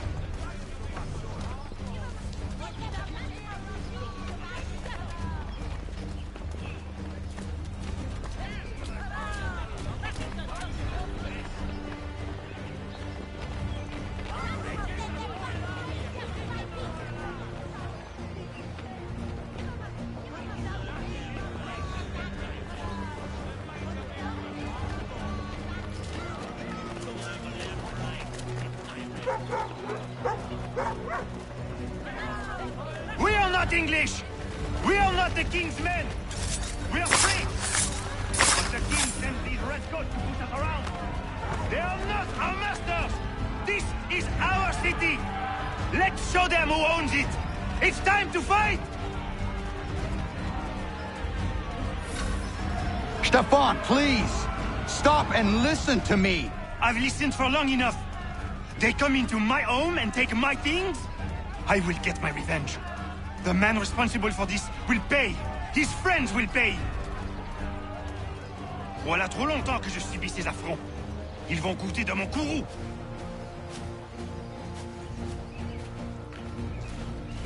You looking for a fight, Englishman? I'll give you what you want.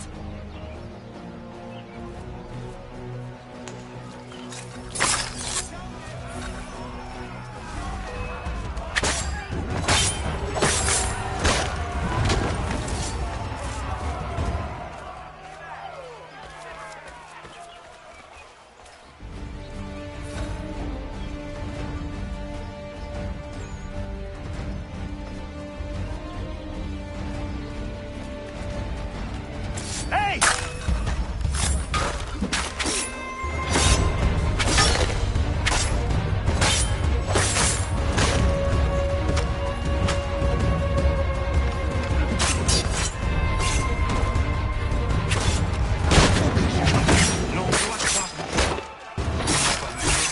Tu m'obliges à fuir mon pays, et les voici qui veulent s'approprier ma nouvelle demeure.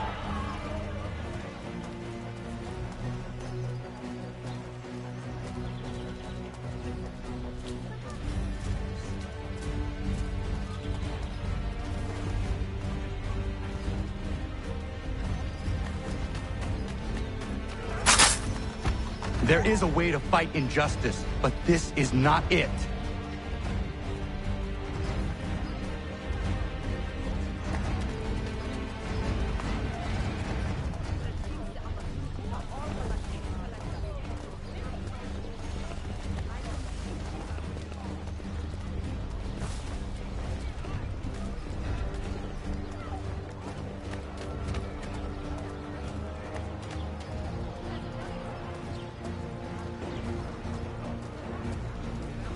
I will match your face to your jacket, crapule!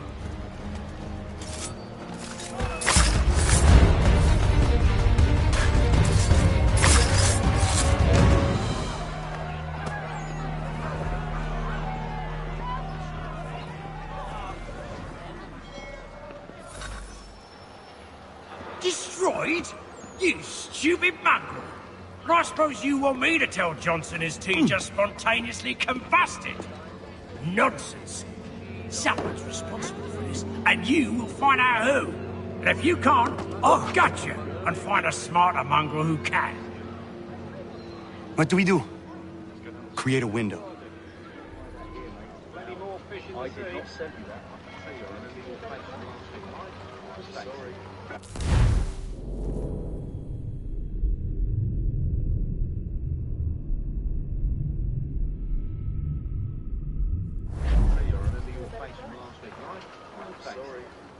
Well, take them all. Have them all.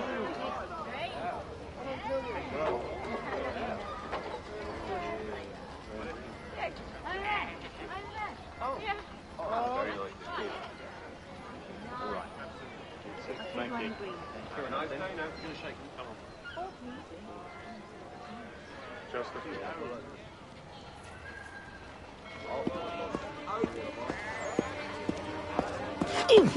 Who the bloody hell are you?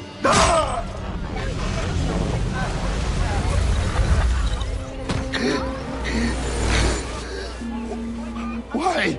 You have no right to rob people blind. By decree of the British Parliament or not. British Parliament? I work for William Johnson. Johnson? End his suffering cleanly. Please.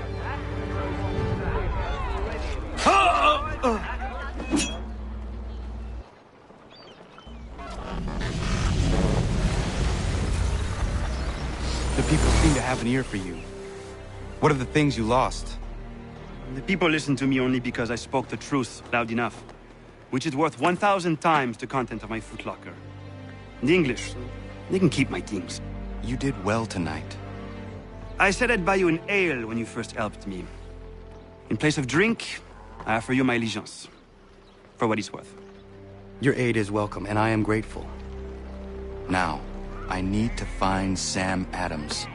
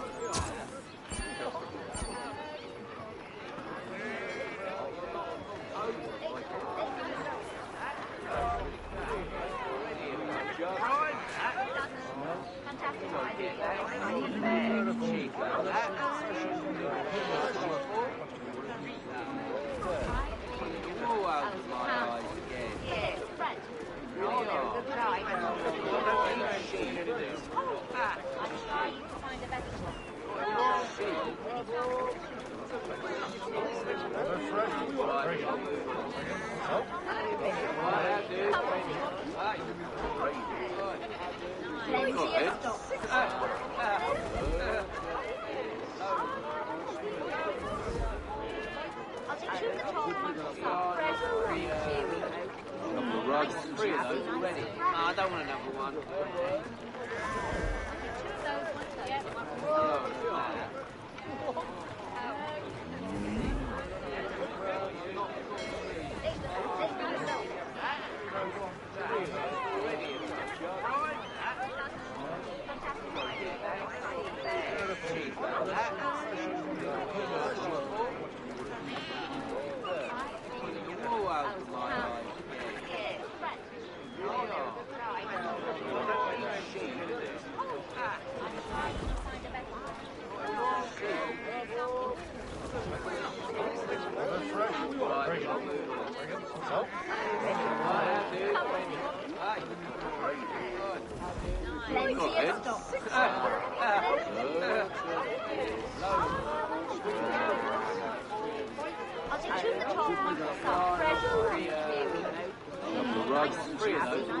I don't want another one.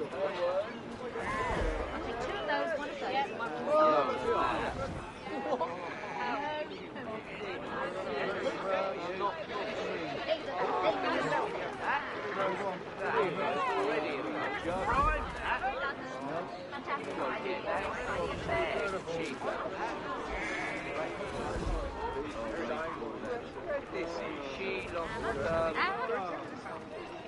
right now. Absolutely.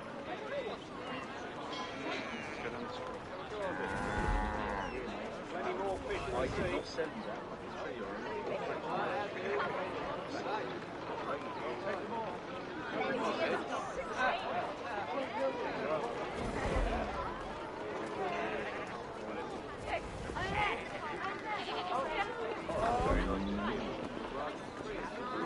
I don't want another one.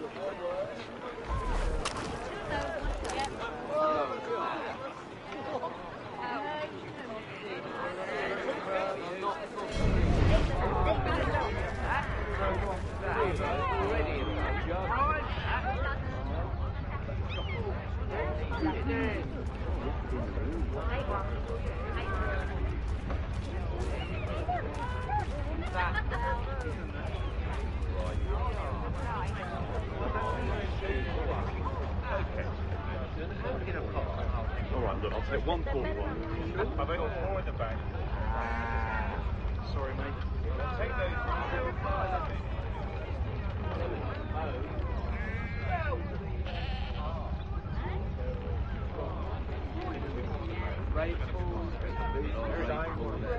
This is she lost all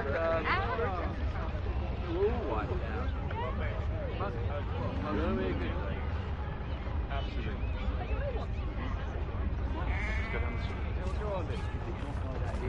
Plenty more fish. I did not sell you that. Sorry. Well, take them all. Have them all.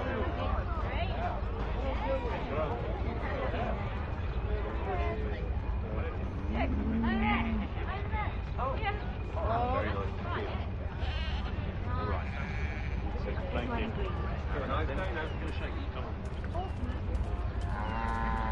Just a few.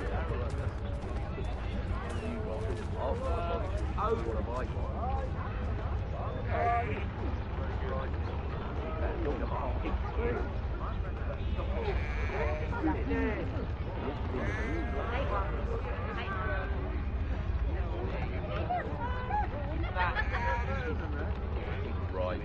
How much is the meat pie? I'll do you 2 for 1. Okay. Alright, look, I'll take 141. Have I got 4 in the bag? Sorry, mate. Take those.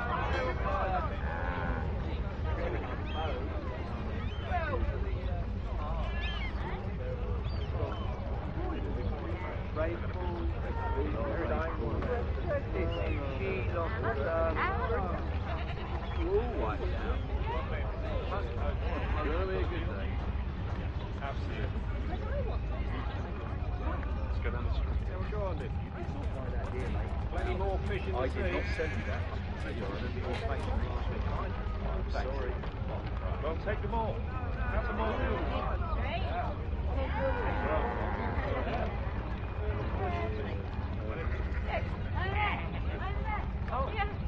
Very nice to see you.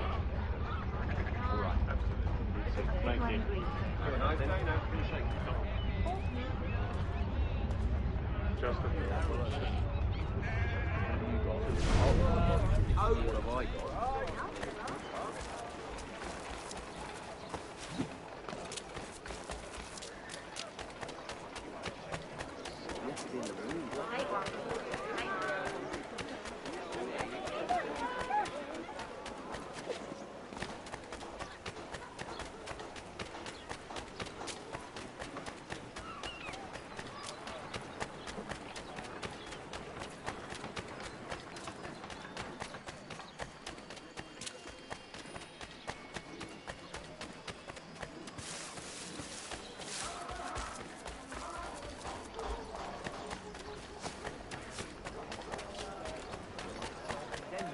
Back, cargo and all. Aye, but Governor Hutchison refuses to let them leave.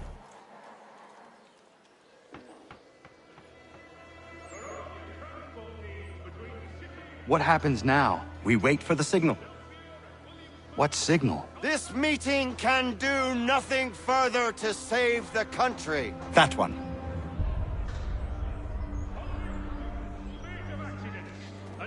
Evening, gentlemen. Shall we be off? No. What's the matter? I have spent today drawn from one bit of madness to another with nothing to show for it.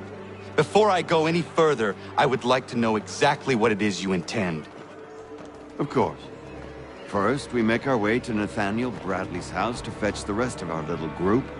Then it's on to Griffin's Wharf, where we board the ships and dump the tea. Simple as that. Simple seems a bit charitable. Cheer up, Connor. For tonight, we are all victors. The Sons of Liberty get to send a message to England, and you rob William Johnson of his financing. Your village will be saved. I've an idea. Why don't you lead the way? That should keep us out of any further trouble. Am I right?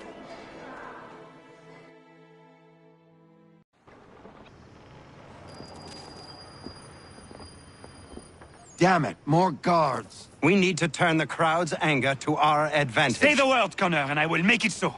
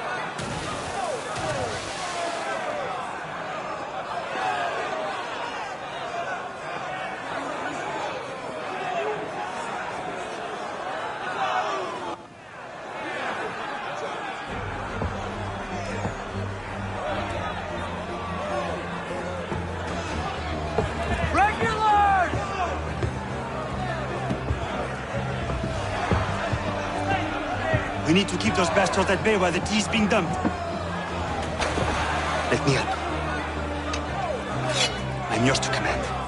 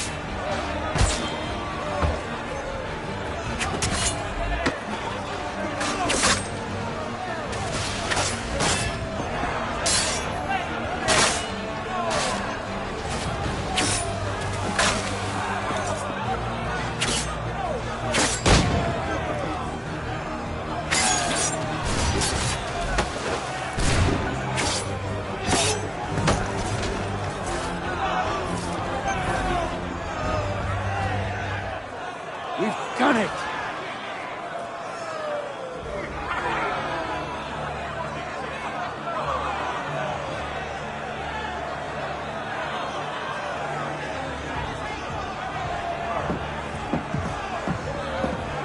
Gunnar?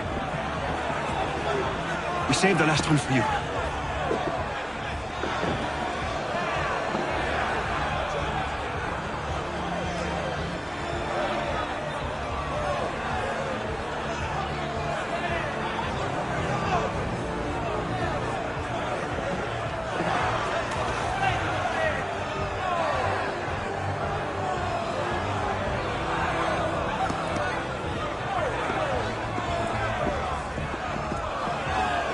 Best we get out of here, huh?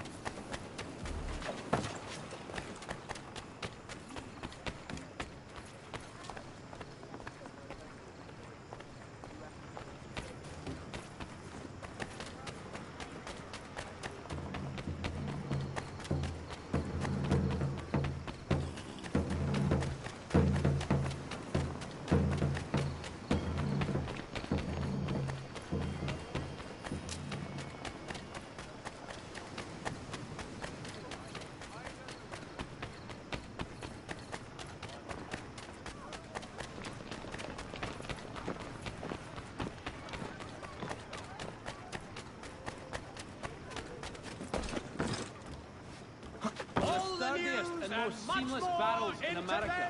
Call upon John Cooper.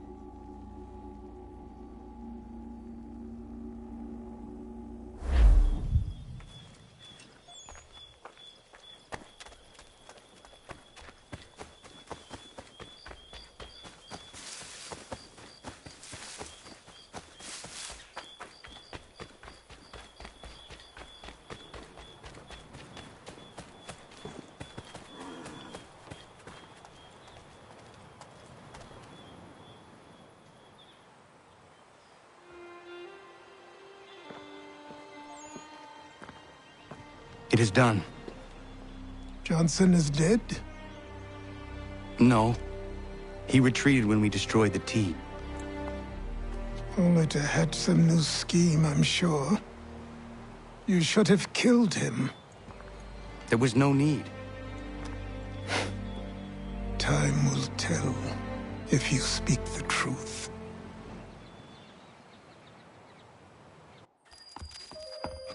Radun Hagedum! Radun Hagedum! Ganondokon, why are you here? Has something happened? William Johnson has returned with all the money required to buy our land. He meets with the elders as we speak. I have begged him to resist, but I fear he shall have his way unless you intervene. How is this possible? We destroyed the T. The Templars are nothing if not resourceful. You should have heeded my warning. Please, you have to stop him. Of course. Can you tell me where they're meeting?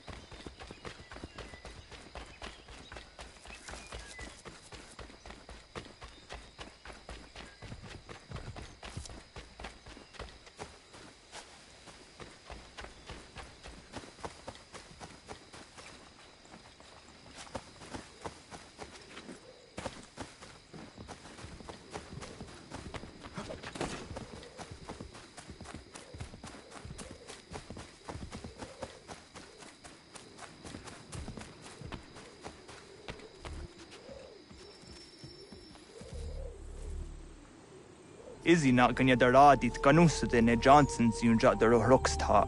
Guahiganzi what ne ganun haradum hagedum. Da gwa der hardat gwa ganto.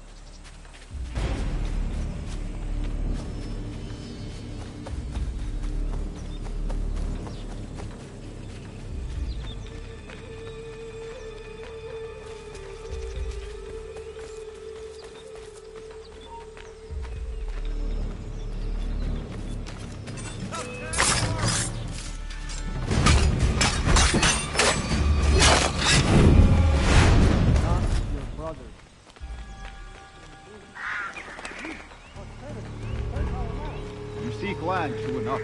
Land that is not yours nor any person.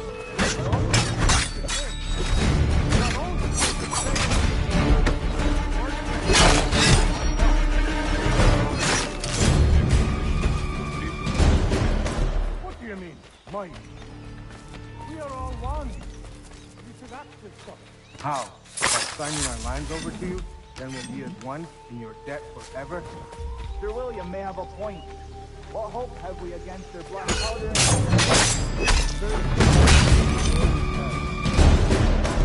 Here? Yes, that we might unmask a great betrayer. This is a mistake. We should sign. Peace! Peace! Have I not always been an advocate? Have I not always sought to protect you from harm? If you wish to protect us, then give us arms, muskets and horses that we might defend ourselves. War is not the answer. We remember, Stanwix. We remember you moved the borders. Even today your men dig up the land, showing no regard for those who live upon it. Your words are honeyed, but false. We are not here to negotiate, nor to sell. We are here to tell you and yours to leave these lands. So be it. I offered you an olive branch, and you knocked it from my hand. Perhaps you'll respond better to the sword. Are you threatening us? Yes.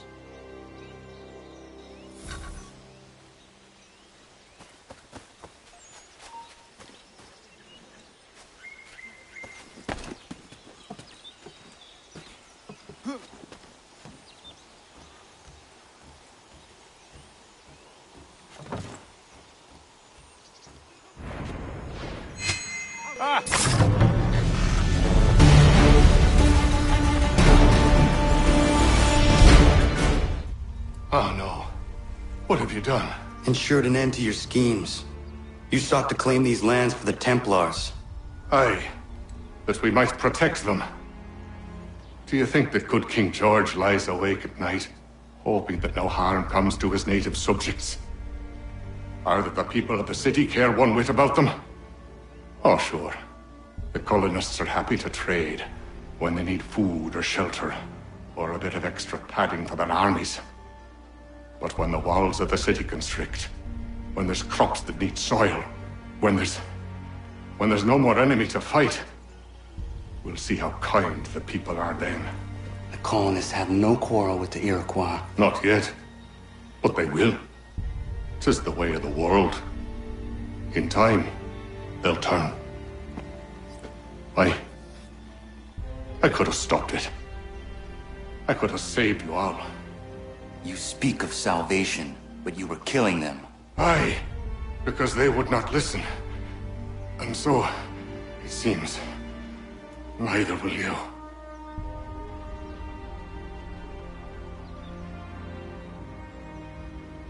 Ayawas ne yate hagum sare am dahyayum ne skanas is agum haja.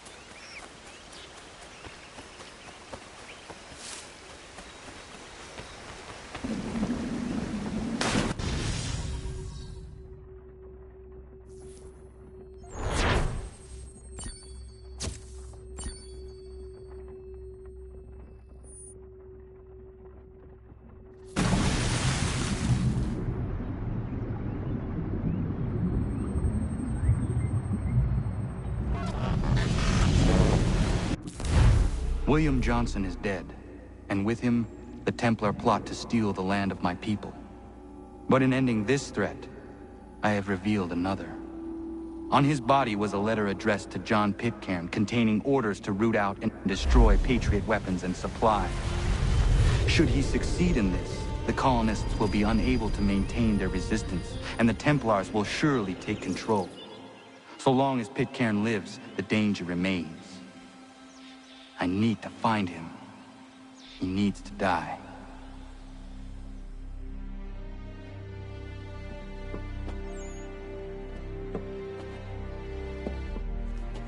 I thought it might bring clarity or instill a sense of accomplishment, but all I feel is regret. Hold fast to that. Such sacrifices must never come lightly. I had to do it. Not only for my people, but for all the others Johnson would have harmed. It's a start. But to truly be free of Templar influence, all of them must be dealt with in turn. Even your father. I know. You speak the words, but do you believe them? Seems we've company.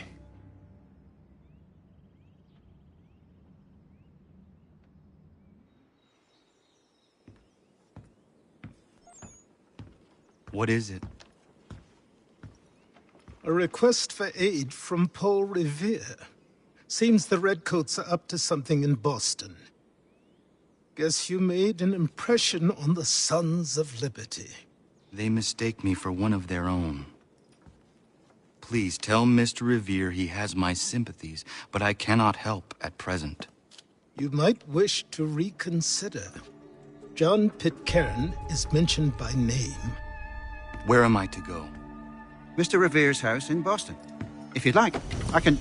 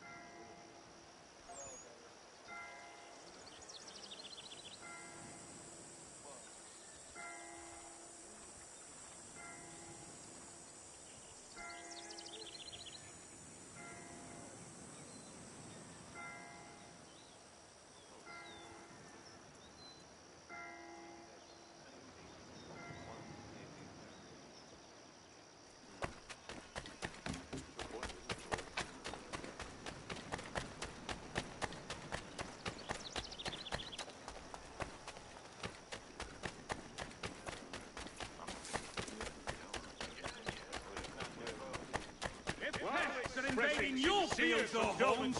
Call upon Samuel B.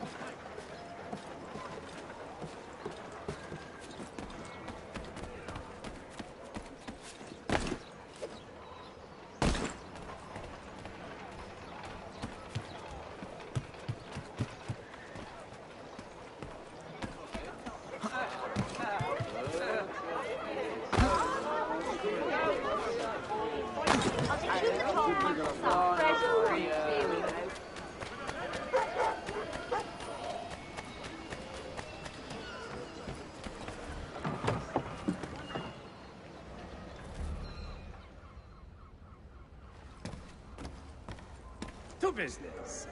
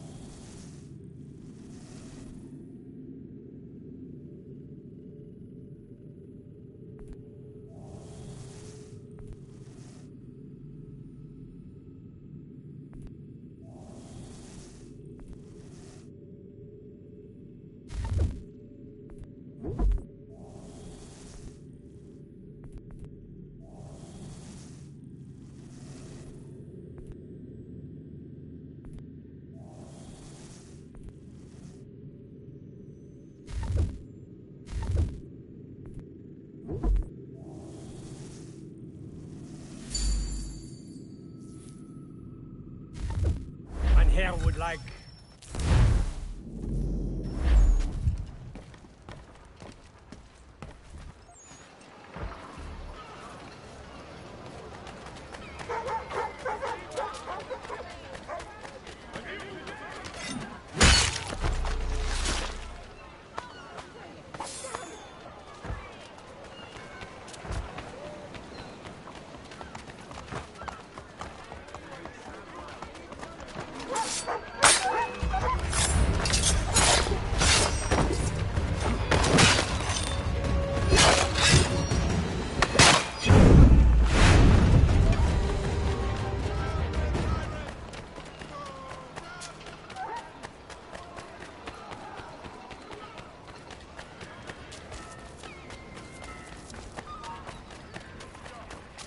Empty that purse. God-forsaken dog!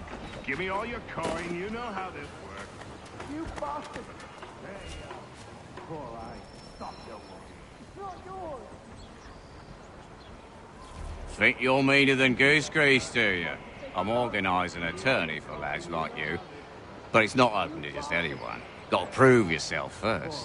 Here's a list of names. Beat each of these brutes and you'll get your spot. Then we'll see how tough you really are. Give me all your coin. You know how this works. You bastard!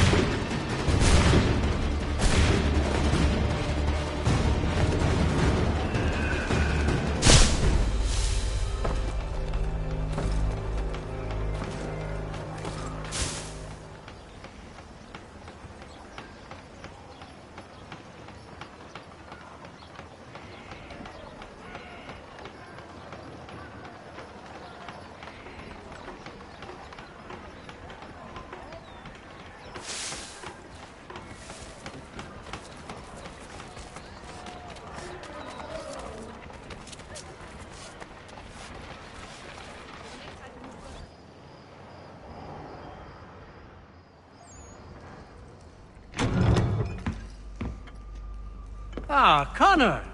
What a relief! You came! Allow me to introduce you to William Dawes and Robert Newman. Your letter said John Pitcairn was here. Aye. He's readying an assault on Lexington, where Adams and Hancock have taken shelter. After that, he will march on Concord, hoping to destroy our weapons and supplies. You must help us. Only tell me where to find him, and I will put a stop to this. He has dozens, if not hundreds, of soldiers at his command. You cannot hope to match him by yourself. But fear not, for you will not have to. We have an entire army of our own, merely awaiting the order to take up arms. Then you must call upon them. Indeed. You and I will cross the Charles River and rouse the boys. William, I need you to take the overland route and do the same. Robert, I need you up in Christchurch. Light the signal. 2 lanterns, our enemy comes by sea. No time for dawdling, my friend. We have lives to save. Come on.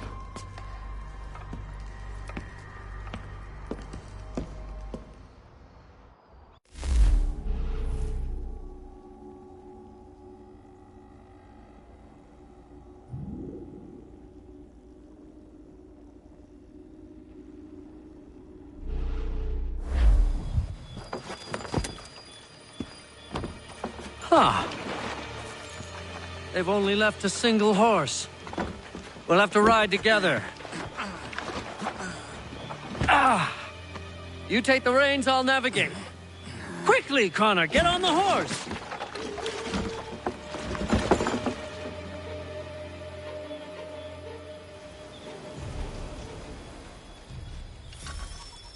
I'll guide you towards those we need to alert. Follow my directions, and we'll be done in no time.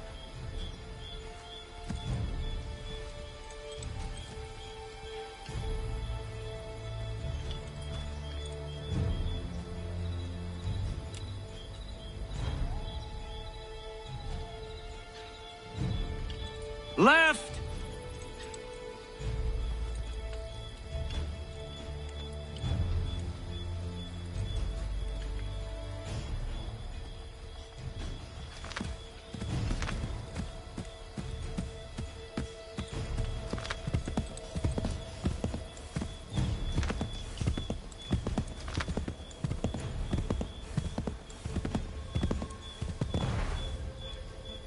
Go left up here.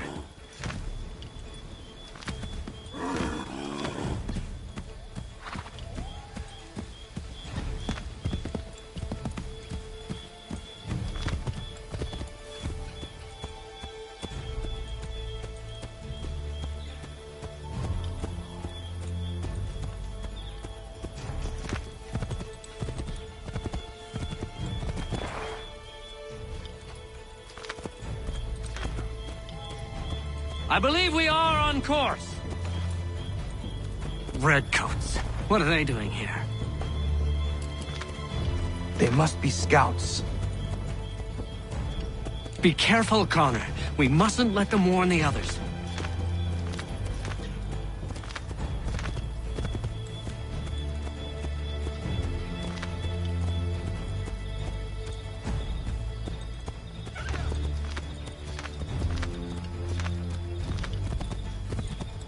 Go left up here.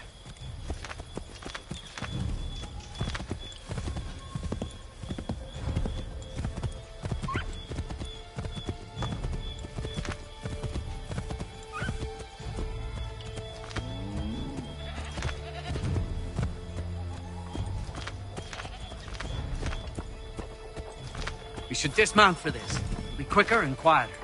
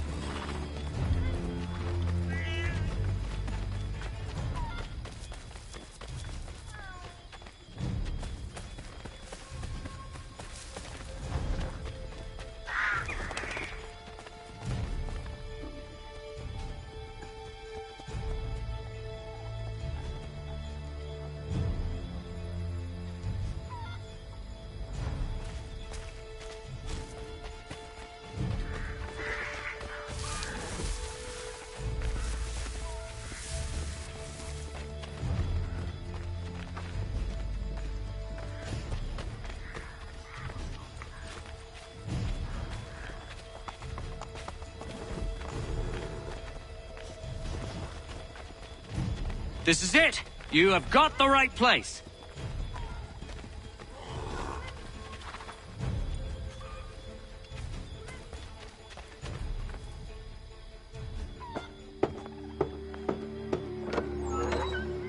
Let everyone know that the regulars marched for Lexington and Concord. The British are coming! Back in the saddle, my friend! We have more people to warn!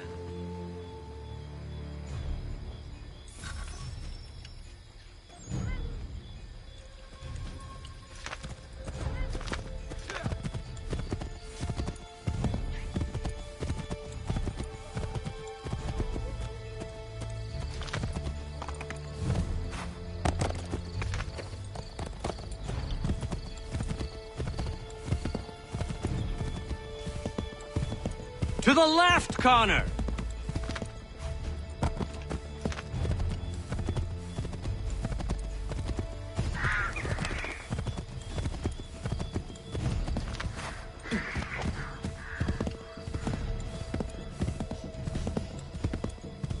Be on the lookout for redcoats.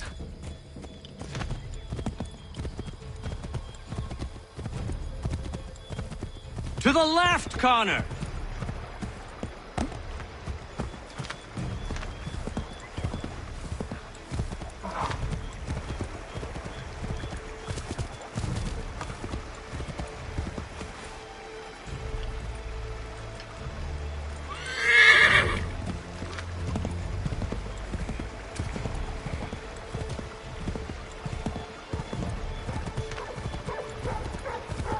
Might be safer if we approach the houses on foot.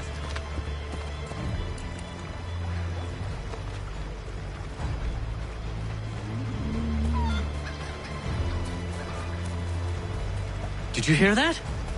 Could be redcoats. Careful.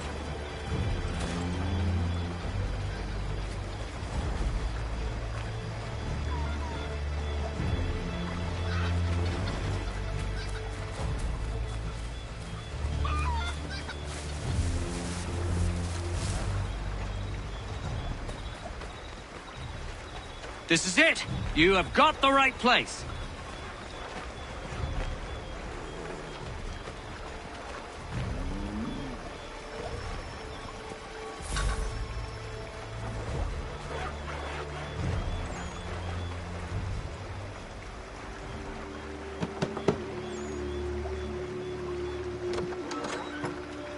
Spread the word. The regulars are coming out. At once!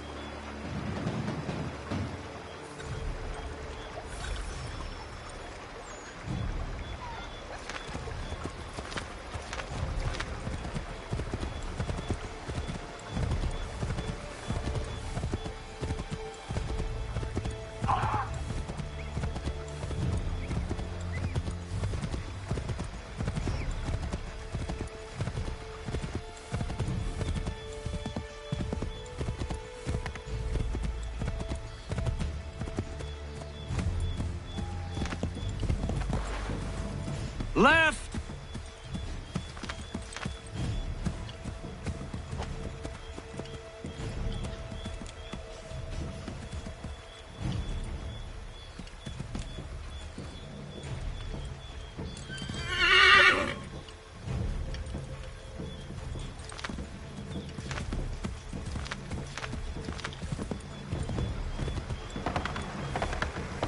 Might be safer if we approach the houses on foot.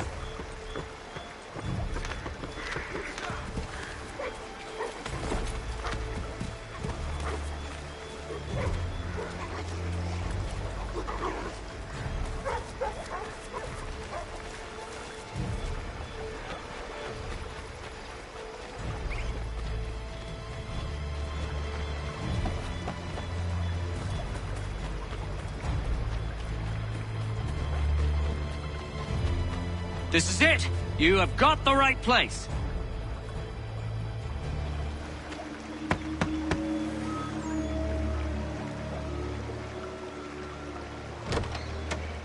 The regulars are coming. Here! We're here! Get them! Find a way to get rid of them, Connor!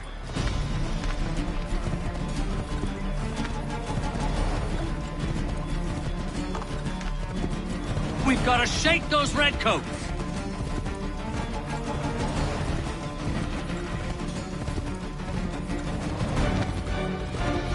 We've got to shake those redcoats!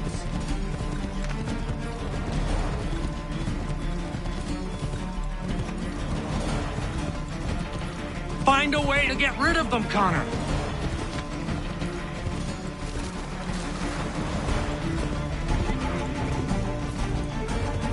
Find a way to get rid of them, Connor!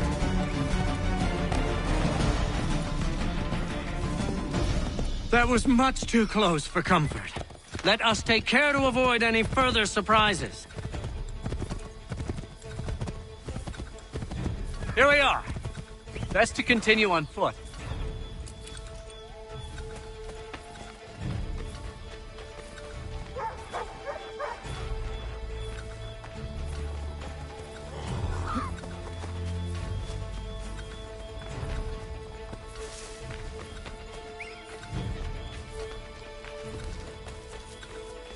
This is it! You have got the right place!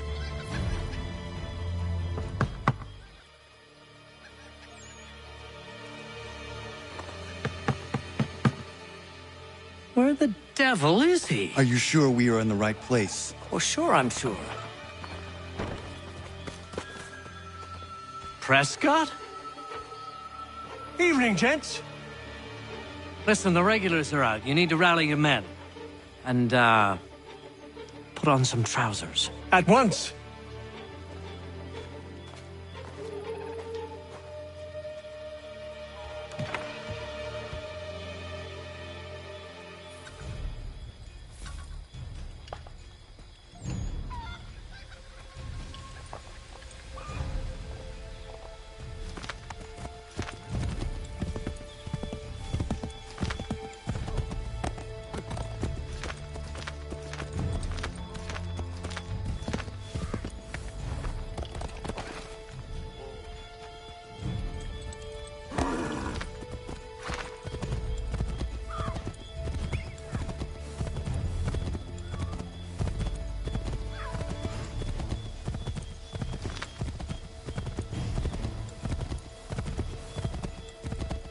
Welcome to Lexington, Connor.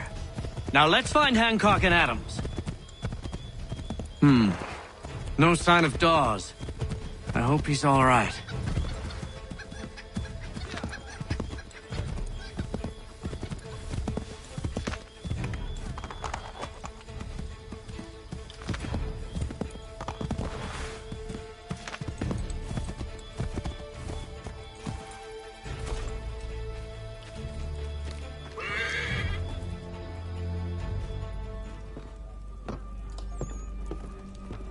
Paul, Connor. Good to see you. You need to leave. The Redcoats are coming. Aye, so Williams told us. Let them conduct their little search. They'll find nothing. You don't understand. Pitcairn intends to kill you. I'm afraid it's true. I suppose we have no choice then but to go. What of you three? Dawes and I will continue on to Concord. Connor, it's best you stay here and help our man John Parker hold the town. It'll give us time to spread the word.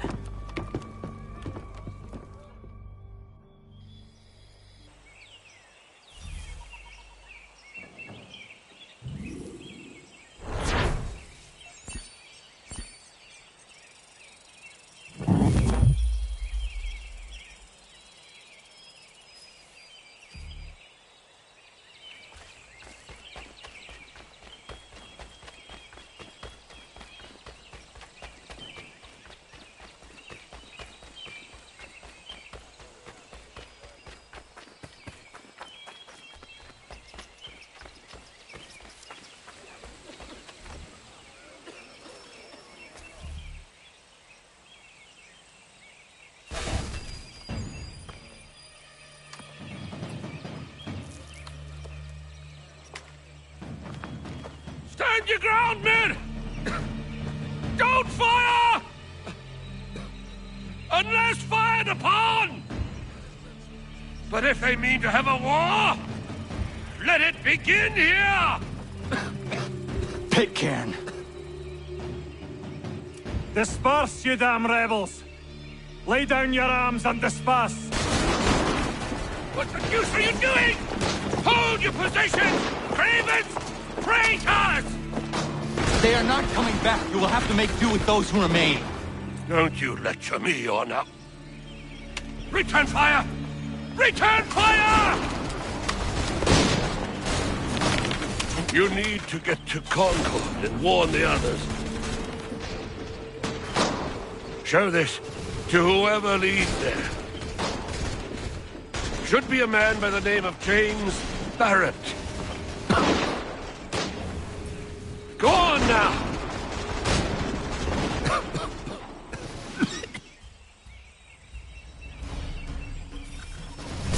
Come on, we'll meet up with the others in Concord.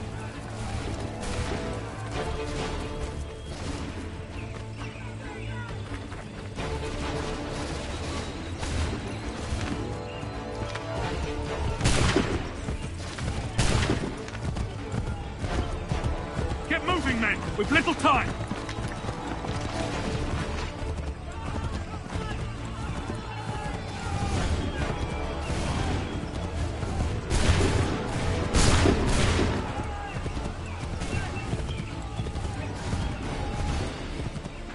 Stick together, boys, and keep the pace!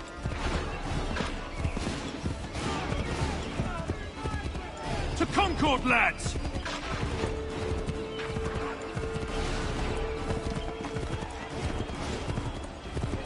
Help! What's happening?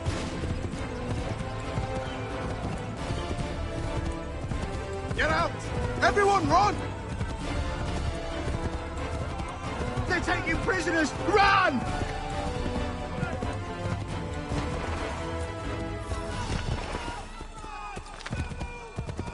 Look! The Redcoats are taking captives! No! They're over Head for there! the hill! Come here! Let's get out of here!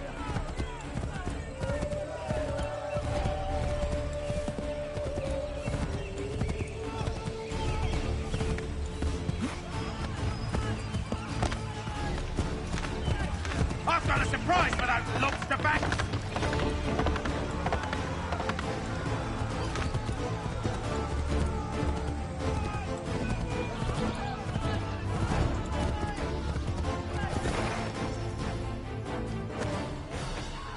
Blood's been spilled in Lexington, and there's more to come. The regulars are on the march. You don't say. And why do you think I'm men up here? Go home, or you get yourself killed. I've enough to worry about without some green boy looking to play at hero. I can vouch for him. John Parker as well.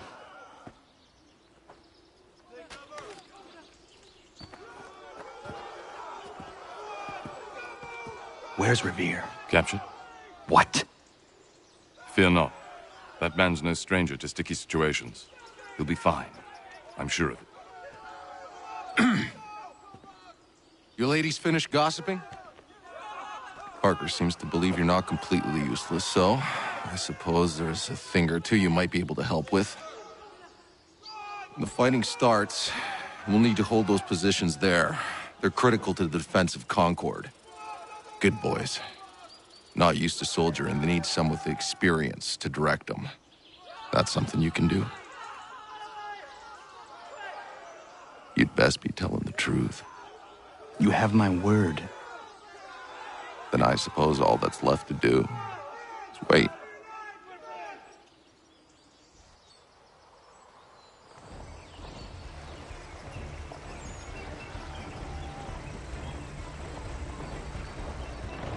Sir! Mount the barricades! No! Ensure my men hold those positions. If the Red Devils break through, we're finished. What would you have me do? Listen carefully. The Redcoats will form firing lines. Order the men to shoot just before the line is ready. Too soon and they'll miss their targets. Too late, and the enemy will open fire first. Understood. And if any of those bastards make it through, engage them. You must keep my men alive.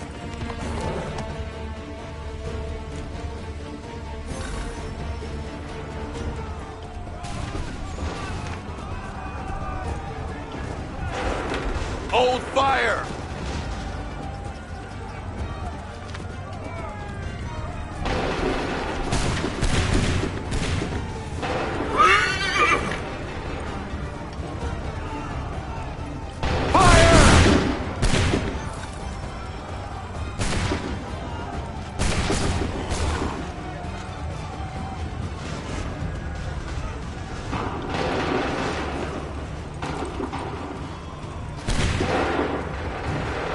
Open fire.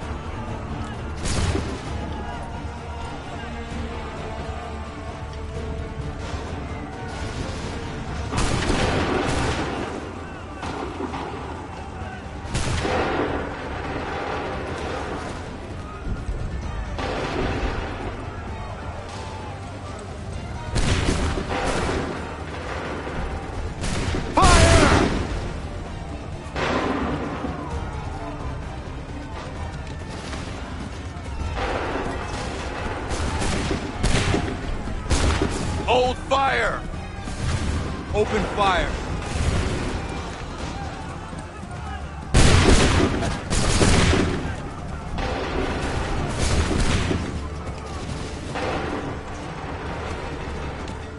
Wait for the signal.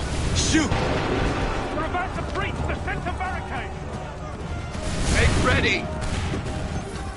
They're about to breach the center barricade!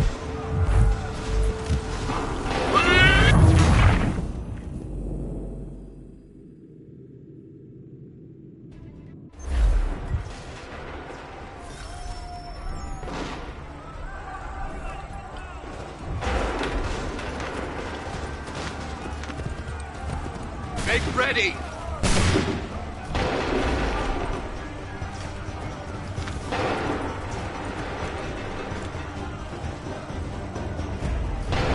Go!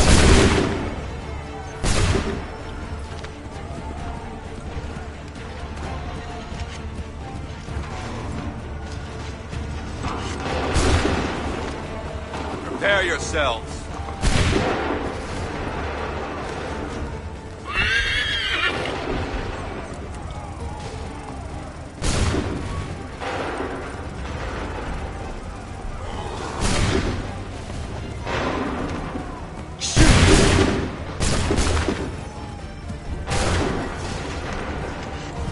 Prepare yourselves.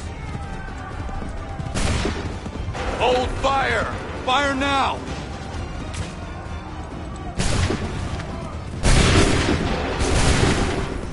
Hold fire! Fire!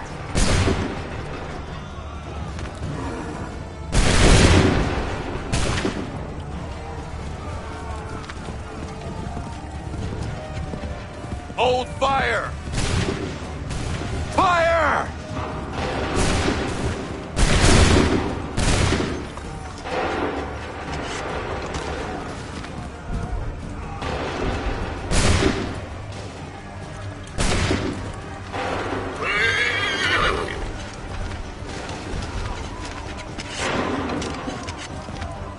Wait for my signal. Open fire.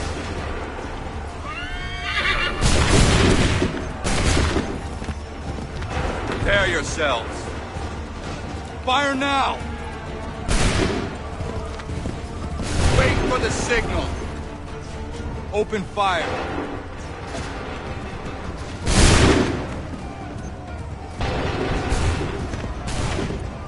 Wait for my signal. Go! Make ready! Open fire.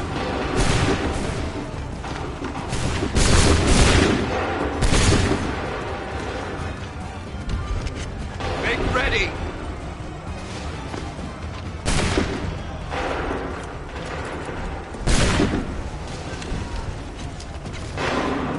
Wait for my signal. Hold fire! Open fire.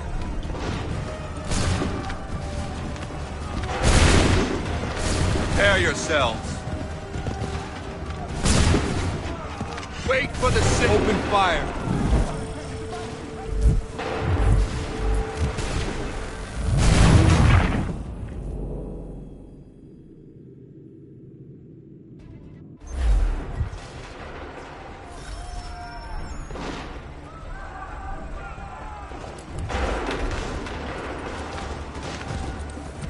Hold fire!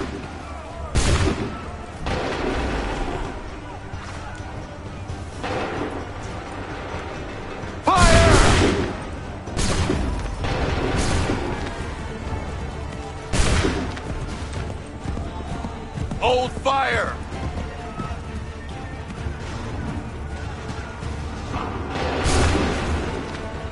Fire now! Prepare yourselves. Wait for the signal.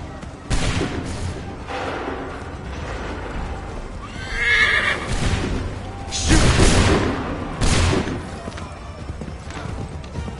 Prepare yourselves. Shoot! Make ready!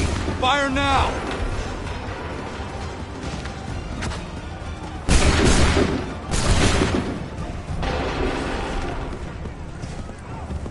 Hold fire! Prepare yourselves. Fire!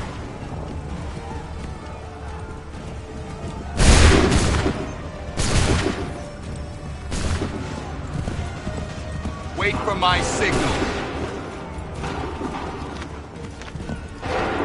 Wait for my signal. Go!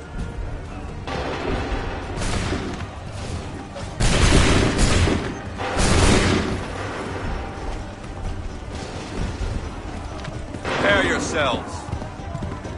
Make ready. Go!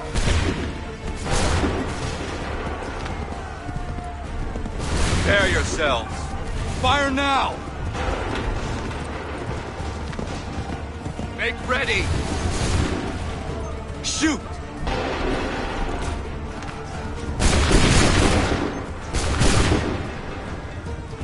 Hold fire! Open fire! Hold fire! Go!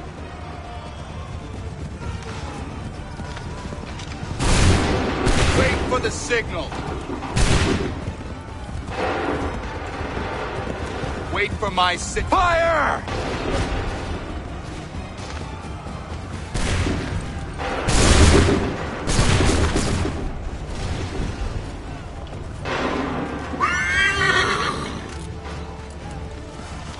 Open fire. Wait for the signal.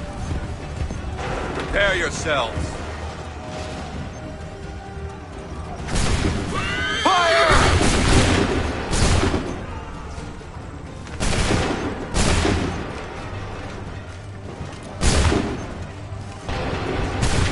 Shoot!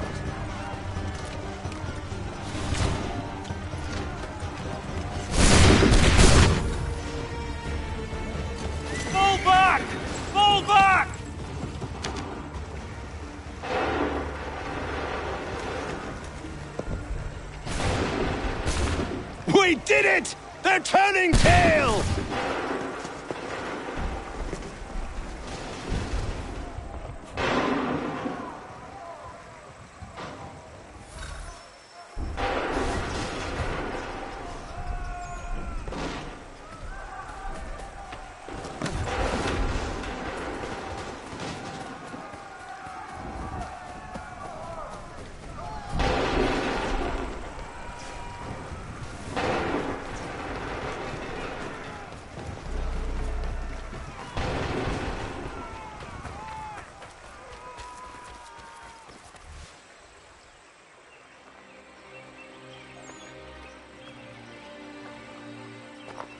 Takes a true monster to do something like this.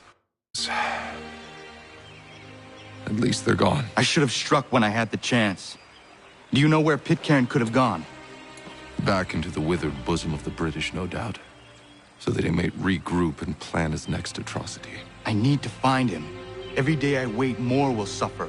Chin up, friend. Many who should have died today now live because of you. And what of them? We do the best we can with what we've got. It is not enough. It never is.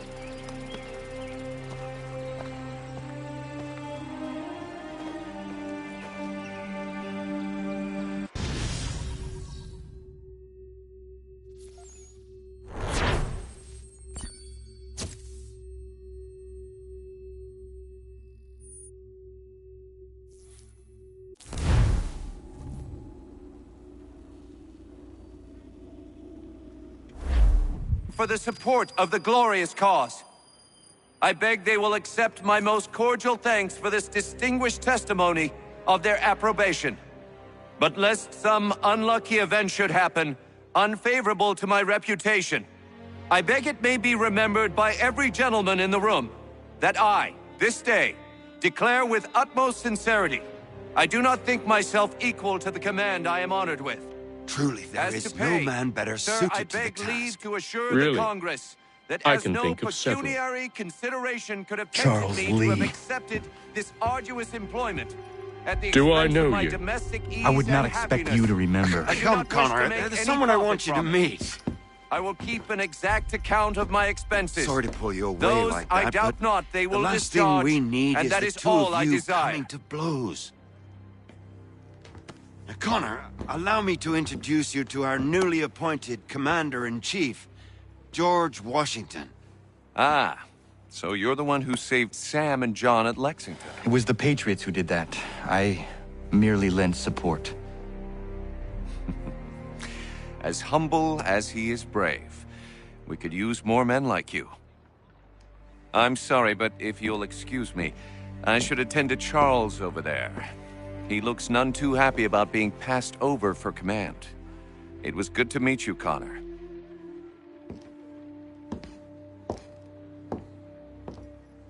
Tell me you have news of Pitcairn. I'm told he's taken shelter in Boston, where he's guarded by 1,000 redcoats. The only way you're gonna get at him is if we draw him out. And lucky for you, we're launching an offensive against the city in order to do just that. Israel Putnam has been given command of our forces. Present this to him and he'll provide whatever aid you require. You'll find him at the encampment on Bunker Hill. You have my thanks. No need. It's the least I could do. Pitcairn's a dangerous man. The sooner we're rid of him, the better. I would say the same of Charles Lee. Now that's an altogether different beast. Let us leave it for another day. Best you head to Boston, Connor.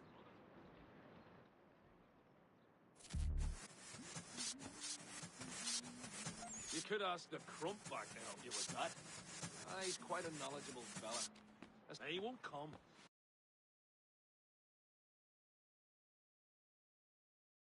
His wife's gone into labor. Last I saw him, he was running in circles, full tilt, with staring eyes.